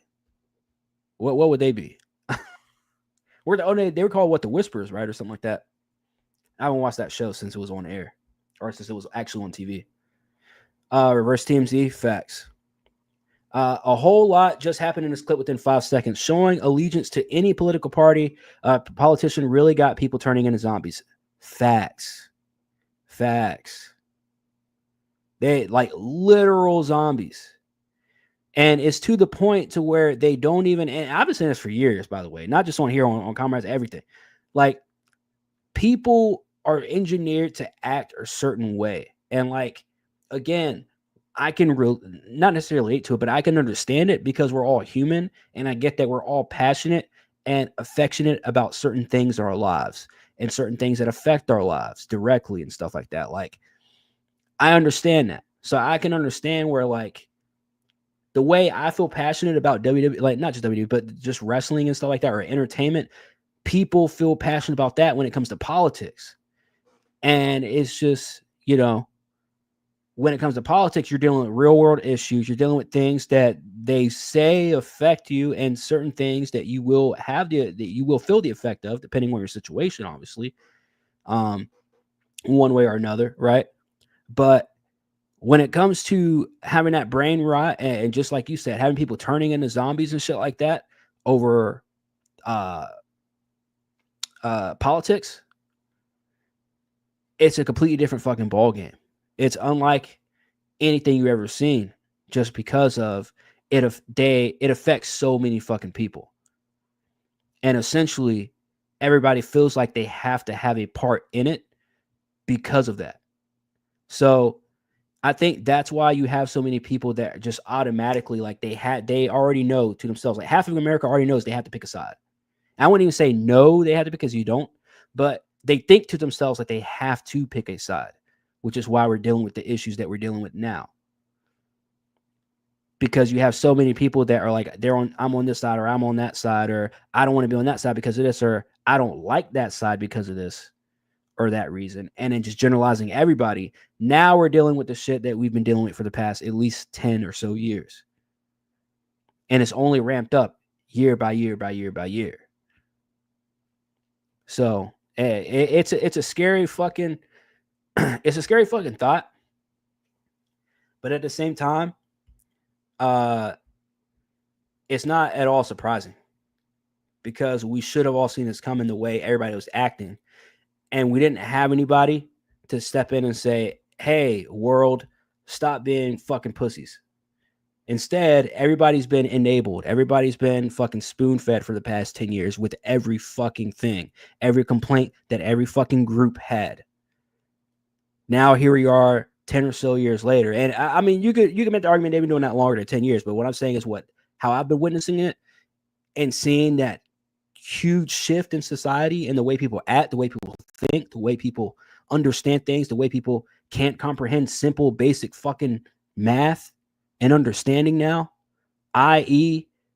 the WNBA asking for fucking more money, and then they're offered more money and they turn it fucking down. Yeah, shit like that. That's where I'm like, man, like, we're lost. We're lost as a society at this point.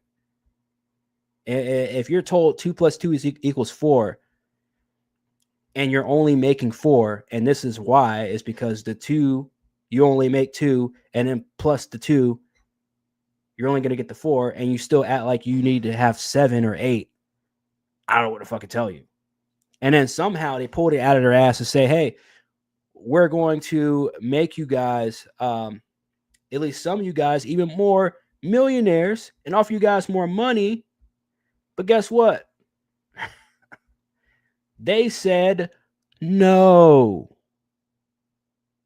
WNBA players reject a deal that would increase their $66,000, and this is on average, obviously, to $66,000 salaries to $250,000 to $1 million. And this person says that this was a slap to the face. So I assume this chick is a part of the, I guess they have a players, what do they call them? Like in NFL, they have the Players Association. So it's like NFLPA. I don't know what they call it in the WNBA, Players Association, but I assume she's a rep, part of the Players Association, or just a player that has a fucking grudge against the people that offered to pay them more money than they're already making, when they're complaining for the past year. Ever since Caitlin Clark showed up, they've been complaining about their pay. Again, story that I've already covered at least 5 times on all. Our players in the union, we got a proposal from the league, which was honestly a slap in the face. And I think we really have to put an emphasis on the players that are in our league right now. But I love to see the league growing. I think, adding these teams. Again, a slap to the face, though. A slap to the face. So to go from 5 figures to 6-figure salaries for pretty much everyone in the league, y'all decided to say no. Now, if you want to ask yourself, and not to make fun of people or anything like that, but to make fun of people, because that's just what I do. Again, don't take it too personally. It's not like I hate anybody or anything like that. But If you want to know what the general audience of the WNBA looks like, other than the perfect example, which was that Family Guy clip of the one, you guys know that Family Guy clip of the WNBA, that dude in the stands. Take a look at this. Who are the people interviewing this chick right now over them rejecting 6-figure deals for everyone, for your average WNBA player? In Philly and Detroit, like that's how amazing. You got blonde Hitler over here, literally got the Hitler stash and everything, just blonde. So you know he. You got this chick, and you got this chick who, again, I don't want to make fun of people's. She look like she got downs. Okay, let's be honest. Ain't nothing wrong with people who got downs. I'm just saying, this is the WNBA target audience. Is that the league can grow, but how cool would it also be to have like a little bit, which would make sense because you do have to be mentally retarded to turn down 6 figures a year, and to tell your boss or your bosses in this situation that it's a slap in the face that they offered to double, actually almost triple 66. It's late. I ain't trying to do that much math. But almost triple your fucking pay. 66,000 to 250. Yeah. And you're saying that's a slap to the face. Like, what do you want? Y'all really want NBA money. Y'all really want NBA money with no NBA work, no NBA coverage, no NBA audience. Should I continue? No NBA talent. I'm stop. On the rosters, like let's focus on the teams that have everything set up right now, and maybe focus on the teams also that find excuses continuously to lack investment into their players before we focus on lack investment into their players. Bruh. All the covers that the WNBA has had in the past year, since you had Caitlin Clark and Angel Reese come into the league, the Cameron Brinks and the Sophie Cunninghams, highlight Kelsey Plums, Candace Parker. Is that her name? Candace Parker? Yeah, CP3. Candace Parker highlighting, more about the league, interviewing other players. Like, fam, y'all are getting all the coverage in the world, and y'all still are going to say it's a slap in the face to have your salaries triple. So you want 10 times of what you're making. I just heard the one bitch last week say that the janitor was making more than she was making. Well, the janitor probably put in more hard work than you did. The janitor probably had to wake up earlier than you did. The janitor probably had to work more days than you did. The janitor probably had a bigger audience than you. I'm scared. adding more to the grain of people that can't really be sustained. I think so. On top of that, she wants to say, look at this fucking weird ass, man. Sitting there geeking, man. This nigga got to be high as shit to be over there. Nobody should ever be interviewing a WNBA player and fucking this happy to do it. I love interviewing people, but if you had me interview a WNBA player, I'd be like, bro, it's a fucking chore. Like, why you got to make me do this? It's punishment. I ain't got nothing interested, nothing. I don't want to know nothing about the fucking WNBA. I don't want to know nothing about no fucking women's basketball. Focus on our players. Not even when I was 5 years old. The union, we got a proposal from the league, which was honestly a slap in Philly and Detroit. Like that's how amazing is that the league can grow, but how cool would it also be to have like a little bit expansion on the rosters? Like let's focus. So what does she mean by expansion of the roster? So she's saying, although they expanded the league in terms of teams, which they added, I think she said they added Philly and Detroit. Which again, that's more money that's being spent on the NBA, by the way, when it's still not profitable. And now you're saying you want expansion on the teams? So you want more players. And then when that happens, you're going to start complaining, like how the college kids are complaining now because they can't cut it because there's people better than them and they're getting paid more than them. Oh, I'm not getting paid as much as the other person. I'm not getting as much playing time as the other person. Blah, blah, blah, blah, blah, whatever. When it's like, well, either nut up or shut up. Either you're good or you're not. Either you're better or you're not. You're the best person from this team that we can put on the court or on the field, or you're not. I don't know, man. Let me know what you guys think, man. because it's so frustrating that every single thing I fucking hear about the WNBA, it's just like I'd probably never watch a WNBA game ever. I never have, probably never will. Obviously I watch clips and shit, but never watched the whole WNBA game. But doesn't mean that I don't want to see it succeed, because it is a sport. It is an outlet for women that are actually good at basketball. But they don't make it any fucking easier for people like me that don't watch it, but I still want to see it. The same thing with AEW. It's like, y'all don't make it easy to like or to even want to see y'all soar and get better and get more exposure and get more fans when y'all complain about the small stuff, when y'all complain about the dumb shit. We all complain about the obvious things that you should not be complaining about. I'm not saying you got to be everywhere. You got to be, yes, master, yes. But god damn, man. How about you draw a fucking dime first? How about you make a fucking layup? Block a shot. Somebody dunk.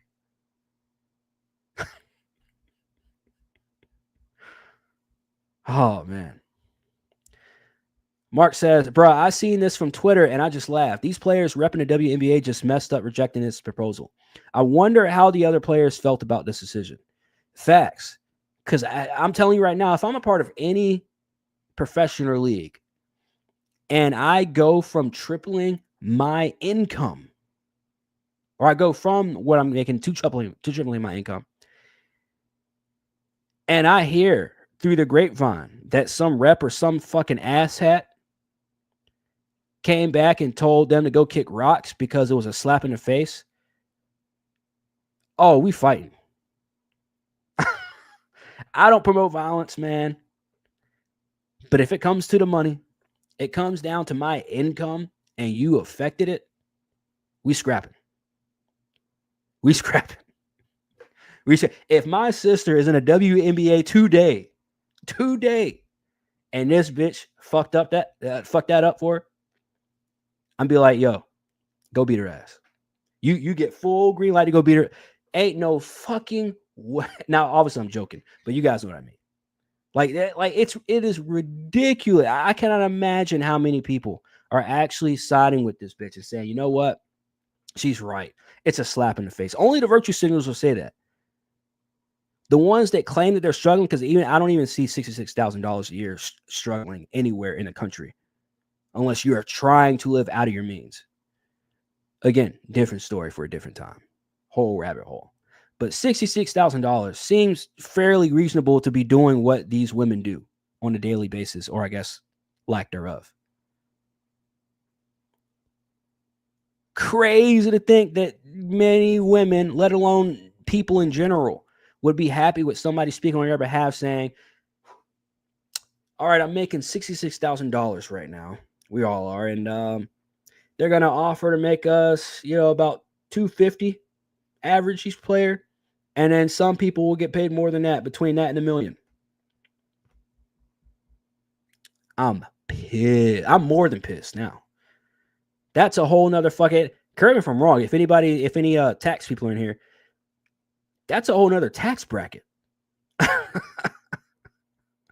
You got to file your taxes a different way at that point. Like, that's how big of a fucking difference that is. So yeah, if I'm a WNBA player that would have affected, or just got affected with this, and then you're talking about some damn slap in the face, talking to the world, by the way, all these cameras in your face and microphones in your face, and you're saying that's a slap in the face. Oh, man. I would be trying to get you fired. I would say, let her go. She does not speak. She's not a part of the Players Association. She ain't none of that.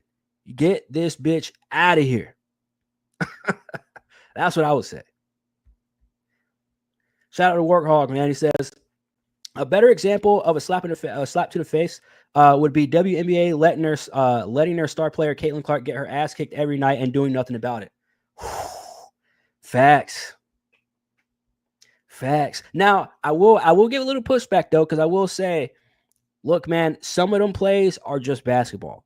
But for the most part, my thing is, if you're going to call those same calls on other players, especially black players, the Angel Reeses of the world, then you need to call it for Caitlin Clark too. So if you're going to call a foul when somebody else is getting blocked, and you want to claim that's a foul, then call it when Caitlin Clark gets blocked or gets knocked out or kneed in the fucking ribs. Call one of them shots at least. I ain't saying you got to call every single fucking tussle or anything like that, because it is it's professional basketball. We want to keep basketball as basketball, but you got to be fair. And if you're going to call it for some rando, you need to call it for Caitlin Clark too. Yeah, that's the way I feel about it. Mark says the WNBA as a whole allows that for some odd reason, and even with players getting injured, they won't talk about it. Yep. That goes with what Warhawk was just saying. Now wonder why their viewership is down and Caitlin Clark's still out with injury. Yep. Actually, I think Caitlin Clark came back, right? Or is she out again? Because I know that Angel Reese is out with some kind of injury. And apparently, now here's what I heard. Again, I don't watch WNBA like that. I'm only getting my news from fucking social media when it comes to WNBA. And articles, obviously. Because I got to do my research, obviously. But from what I heard was that Angel Reese has been injured as well, but she has not been showing up to the games. But when Caitlin Clark was injured, she was showing up to the games.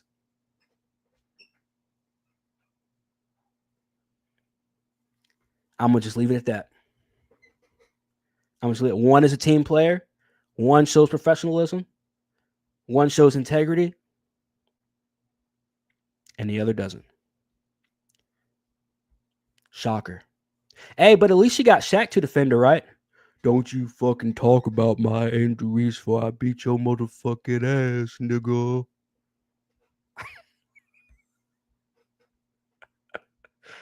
Oh my gosh. All right, what are we talking about next, man? Should we get back to a little bit of wrestling? Oh, yes. Actually, I do have something I want to talk to you guys about. I can't show the video because we'll get copyrighted. TNA does copyright. They copyright harder than WWE at times. So, yeah, I can't show the actual video. I don't know if you guys know who Sami Callihan is. Actually, I got to remove this because now it's saying that my audio's lost. Hold on. Let me see if I can re-add it.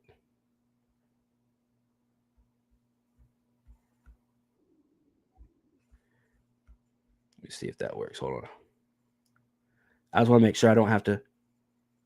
Yeah, I'm going to have to All right, so I'm going to have to re-add the screen real quick. But in the meantime, if you guys don't know who Sami Callihan is,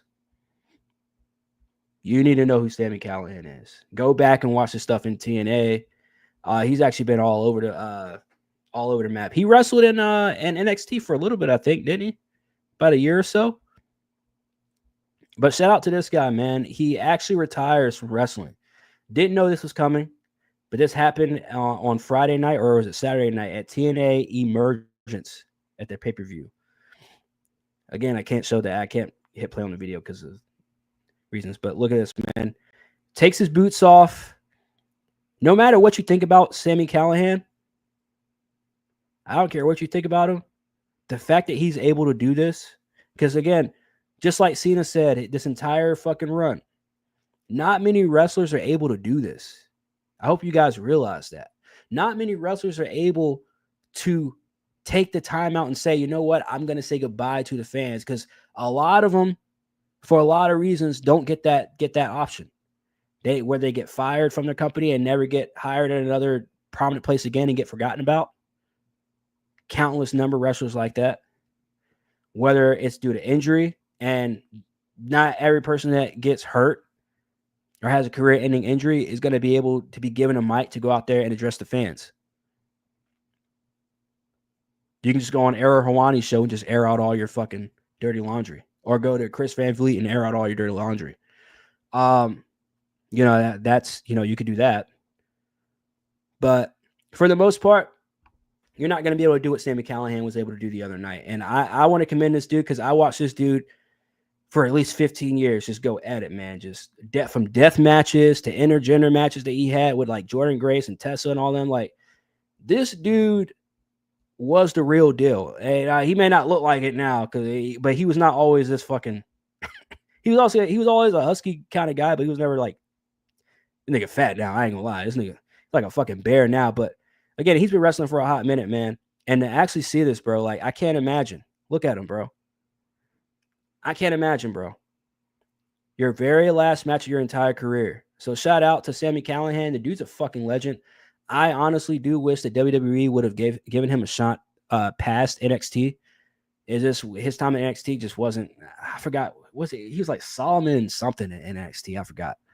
But didn't really get that much of a chance in NXT and WWE, and then came back to TNA and was still ripping it, man. Was still fucking killing it. So shout out to him. If you guys know who he is, man, let me know if you guys have any thoughts on Sami Callihan or any memories of his career, because he just had to call it quits. What are we gonna talk about next, man?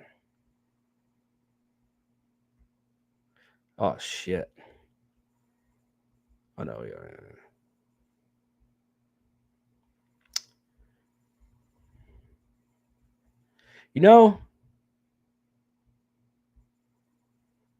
Let's go ahead and talk about this.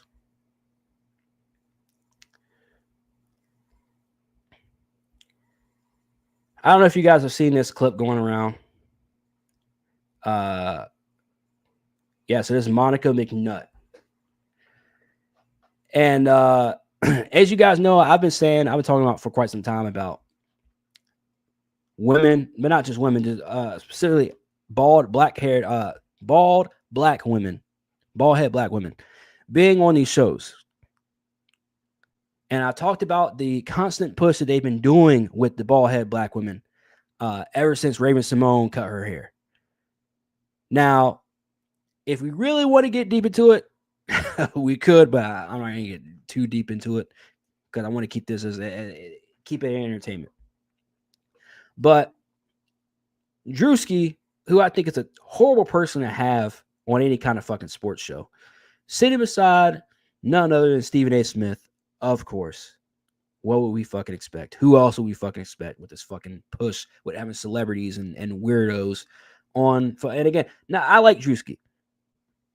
I'm not a huge fan of Drew. I'm not one of his big fans or supporters or anything like that, but I fuck with Drewski. I like his skits. Very funny dude, but he should not be anywhere near a fucking ESPN, which is why I have the problem with WWE signing with ESPN with their PLEs starting next year. Again, talked about that last stream, so I'm not going to get into that too much. But all in all, here we are, Drewski, Stephen A. Smith, sitting out here with the bald head black woman, supposed to be talking about sports. But guess what? What is the one thing that I've always said that they need to do when hiring women to do these shows and to be like moderator or whatever the fuck, asking questions? It's just like, I'm not a very misogynistic guy. At least I don't think. I try not to be. But for some reason, why do I always have to be the asshole? Like, I always have to be the guy that comes off as like, oh, it seems like you hate women or something. I fucking love women. But there's a reason why we always say, like, in certain situations, in certain rooms, you just have to sit in the corner. Either you don't be in a room or sit in the corner and shut the fuck up and don't say shit. And if I need you to have my back, you got my back, girl. But other than that, shut the fuck up. Because this is the reason why we have to deal with this shit. And I've always asked, why are we pushing this? Why are we pushing these bald black women? Why we don't have any more black women with long hair? We don't have any more what's the old girl that was on the NFL sidelines? The black lady that was on the NFL sidelines, the one that was drunk that one year. Pam Oliver. Her fine behind. Where's she at? Why didn't she have her own fucking show? Why is she a fucking moderator on ESPN? Why can't we have her? Somebody who's been around the actual sport, been on the sidelines. We ain't got Pam Oliver. She's a black lady. Black, fine ass black female that actually knows the sport, actually has some experience on the sideline watching the sport and observing and talking to these players and all this other stuff, interviewing them. We don't have her having her own fucking show, her sitting there drunk. That'd be a better show than this. But no, we'd rather have this. We don't have Holly Rowell. Holly Rowell ain't got her own fucking show. Where's she at? Erin Andrews, the Stacy Keibler of fucking ESPN. Where the fuck she been at? But no, instead we're going to hire unattractive women to host these shows. Now, I will say Charlie Caruso, she ain't unattractive at all. Joy Taylor, literally her whole existence is her being hot. Literally, she had no brain at all. She's literally just hot. So I will give him credit. Joy Taylor, who's a complete fucking idiot, but was fine as hell. I'm talking like she did, but she's hopefully going away from the sports scene in general. But she's going from Fox. That's all I know. So football season, will be a little bit better without having Joy Taylor in that fucking space, at least on Fox. But anyways, man, let's go ahead and get this clip. I've been talking for like ever, man, and we haven't even got to the fucking clip yet. Make sure y'all hit that like and subscribe, man. You don't get this kind of shit here.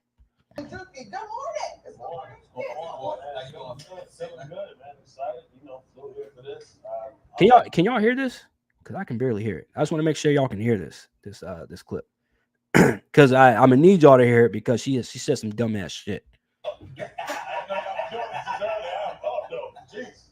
Well, it's a blast for us to have you here. Thank you so much for joining us. All right, so the jersey. Let's get into it because obviously this ties to one Shedeur Sanders. I would have said, don't even worry about the jersey, baby girl. Where the fuck is your hair at? Like, bitch, I just had bacon, egg, and cheese. Like, way to rest. There's who balled out in his first preseason game. I'm sorry about that. There's who balled out in his first preseason game. I gotta do that. Let's get into it because obviously this ties to one Shedeur Sanders who balled. Did y'all hear that? Look at this nigga's number. Look at Drewski's.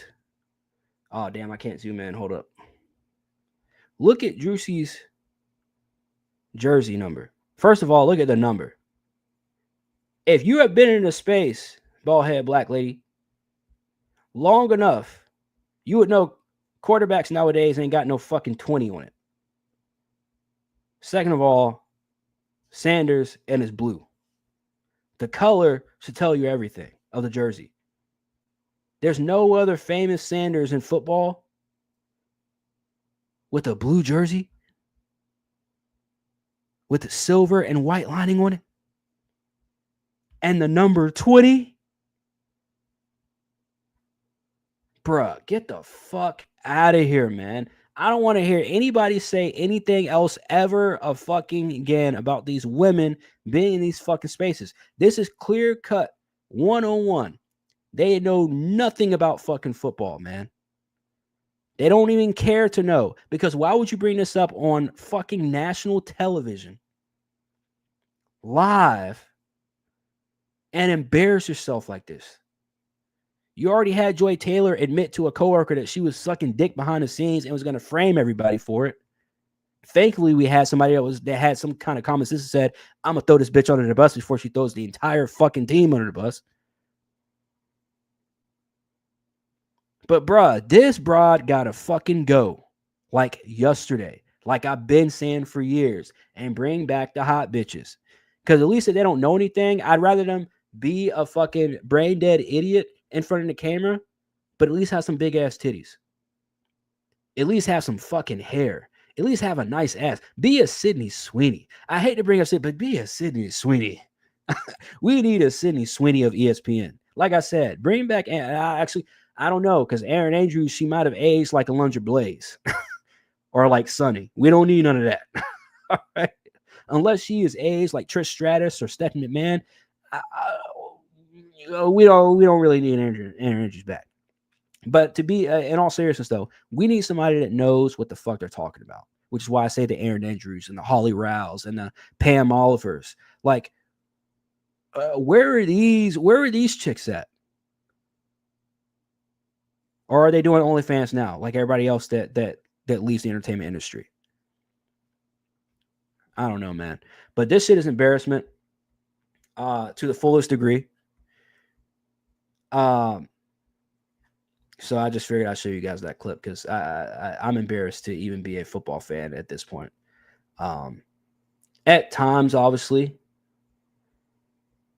But speaking of embarrassment, Let's see what Tony Khan has to say at the recent AEW showing last week. Special commentator. Before I do, ladies and gentlemen, we don't have a performance center in AEW. This is the performance center. Special commentator. This nigga really said this is the performance center. I'm gonna be honest, man. I mean, not that I'm not always honest, but you guys know I do. Tony Khan is really putting his foot in his mouth, bro. And now we're starting to hear rumors that TNA could possibly be going to Wednesday nights to combat AEW. And I tweeted out the other day when I saw that, and I said, I would not be the least bit. I mean, I would be pretty surprised if it happened in the first couple months. But I would not be the least bit surprised if TNA beat AEW for an episode on a Wednesday. And if that were to happen, that should tell you everything you need to know, not about TNA, but about AEW. There's no reason why AEW should be losing to anybody at this point on a Wednesday night. But yet they still do.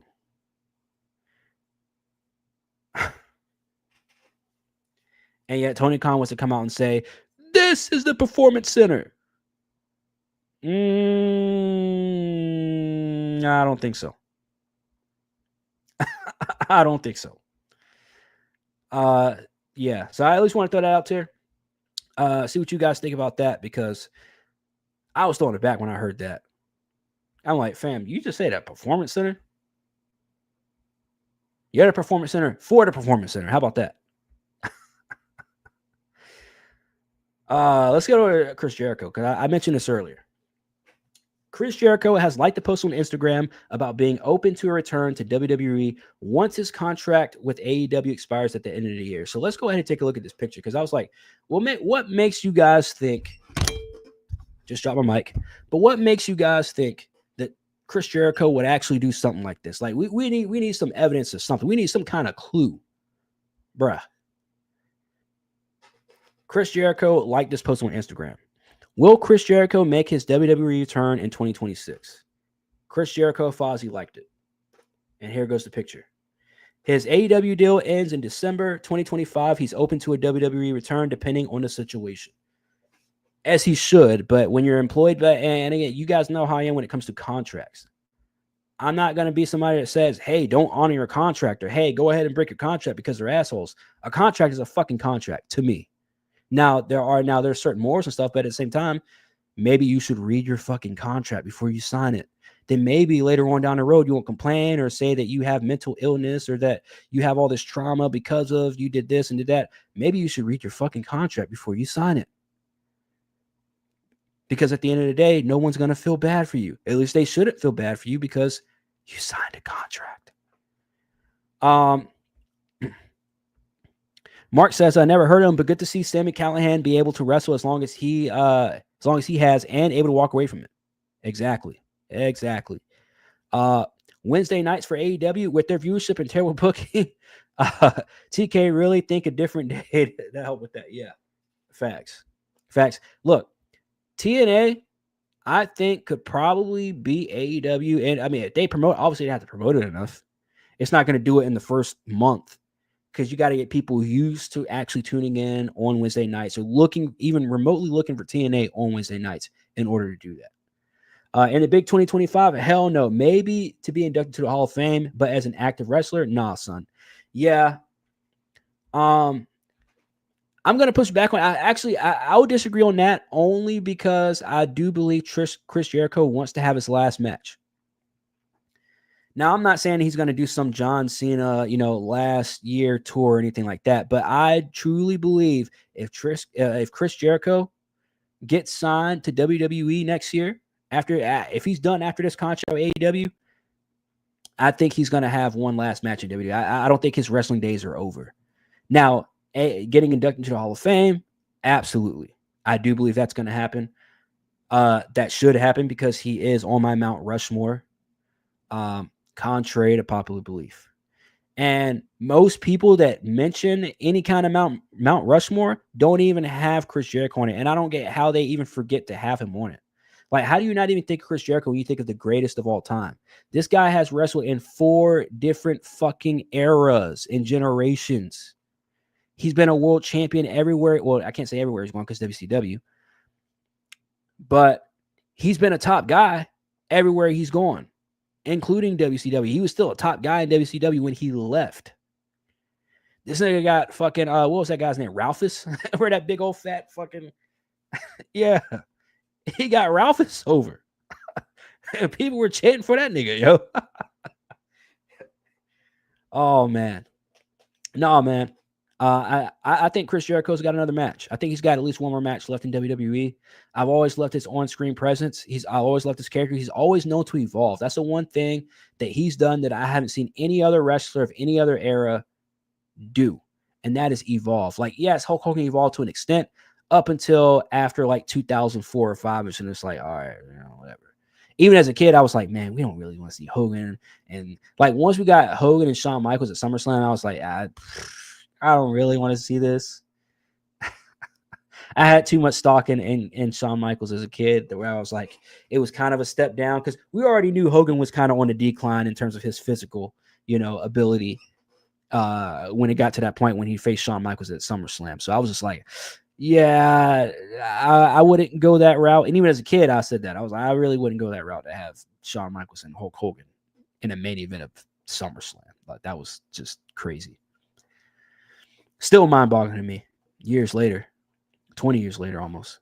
But yeah, I'm going to go Chris Jericho wrestles again in WWE. I don't see him re-signing with AEW, but that's just me as a fan because I don't want to see him re-sign with AEW just so we can see him have that one last run in WWE. But Chris Jericho is a world champion in WWE. I would never say that. We wouldn't see that. I would hope we wouldn't see that. And again, not because I hate Chris Jericho or anything like that. It's the complete opposite. I don't want it to ruin his legacy. He's already kind of ruined his legacy for being stale in AEW. Now, him going to AEW, becoming AEW, the first ever AEW world champion, great. That was fun. I'm glad he did it. That adds more to his career and his legacy. But other than that, nah, man, he hasn't really done that great in AEW. Even though he's been involved a lot and consistently booked in AEW, consistently on screen in AEW, which is a smart move because he's a recognizable face when it comes to professional wrestling. One of the more recognizable faces, but yeah. But yeah, let me know what y'all think, man. Fisher's Fly says, damn, Cena should have waited. They both could have had a retirement match against each other. I wouldn't have wanted to see that, though. The thing that people aren't understanding is we need to see Cena face younger talent or newer talent, like talent he hasn't faced before. I'm tired of seeing these rematches, the blast from the past. It's not the blast from the past anymore, though. Like, they're both on literally their tail end of their careers. Like, there's nothing left to prove in terms of like Cena and Jericho. Like, we don't need to see that shit. And just like we don't need to see Cena and Brock again. But I am glad that Brock is back. That's a tongue twister, by the way. I am glad that Brock is back. There we go. But yeah, let me know what you guys think about that, because I did think that Chris Jericho, at least for that, the better part of his tenure just as a professional wrestler. Remember, this guy even I don't say broke the mold, but even this guy broke away from WWE for a little bit and went to New Japan. See, y'all forget that he went to New Japan and wrestled Kenny Omega. And then also went back to New Japan and wrestled Naito. Jericho's the real fucking deal, man. Like, he's literally the real life, one of the very few actual real, and I'm not saying because he's the actual like rock star, but I'm saying like he's the actual real rock star in wrestling that we have walking this earth. Ric Flair is one of the oldest, but Jericho is one of the last true rock stars of our era in terms of wrestling. But yeah, man, let me know what y'all think about that whole thing, because dude's a GOAT in my book. Before we get out of here, I want to ask you something.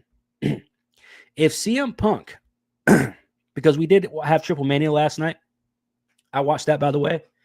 Let me get a swig of. Clear my throat real quick. But we got Triple Mania last night. I'm glad they put it on YouTube, but I mean, regardless, I would have watched it, whether it's on Peacock or somewhere else. I would have saw it. Pretty good pay-per-view last night. Now, I will say, for that being their biggest show of, you know, AAA of the year, I would say it was very WWE heavy. Like, the WWE involvement was heavy, but look, if it's going to get more eyes on the product, I can understand that WWE wants to put more of their identity and fingerprints on it. With that being said, I want to ask you guys something.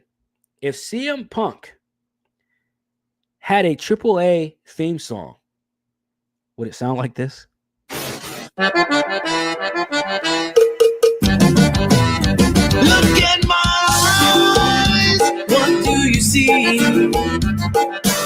There comes a personality. I know your anger. I know your dream.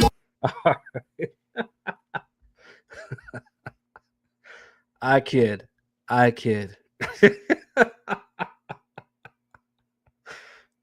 just wanted to share that, man. But look, man, it's been fun. Of course, man, I've always stacked the topics. I got some more topics, so I might make some videos of those or the rest of those. I am going to come out with a video here soon. I'm telling y'all, man, I've been working a lot. I'm working even more this month. So, but I do want to, because I do miss making videos, man. I miss being creative, hitting that creative side of my brain every now and then when I'm not at work. So I appreciate the love. I appreciate the support. Thank you guys for coming through on a Sunday night. I know a lot of motherfuckers got a lot of fucking things to do. But yeah, man, make sure you guys hit that like, that subscribe. Shout out to Mark. Shout out to the Fishes.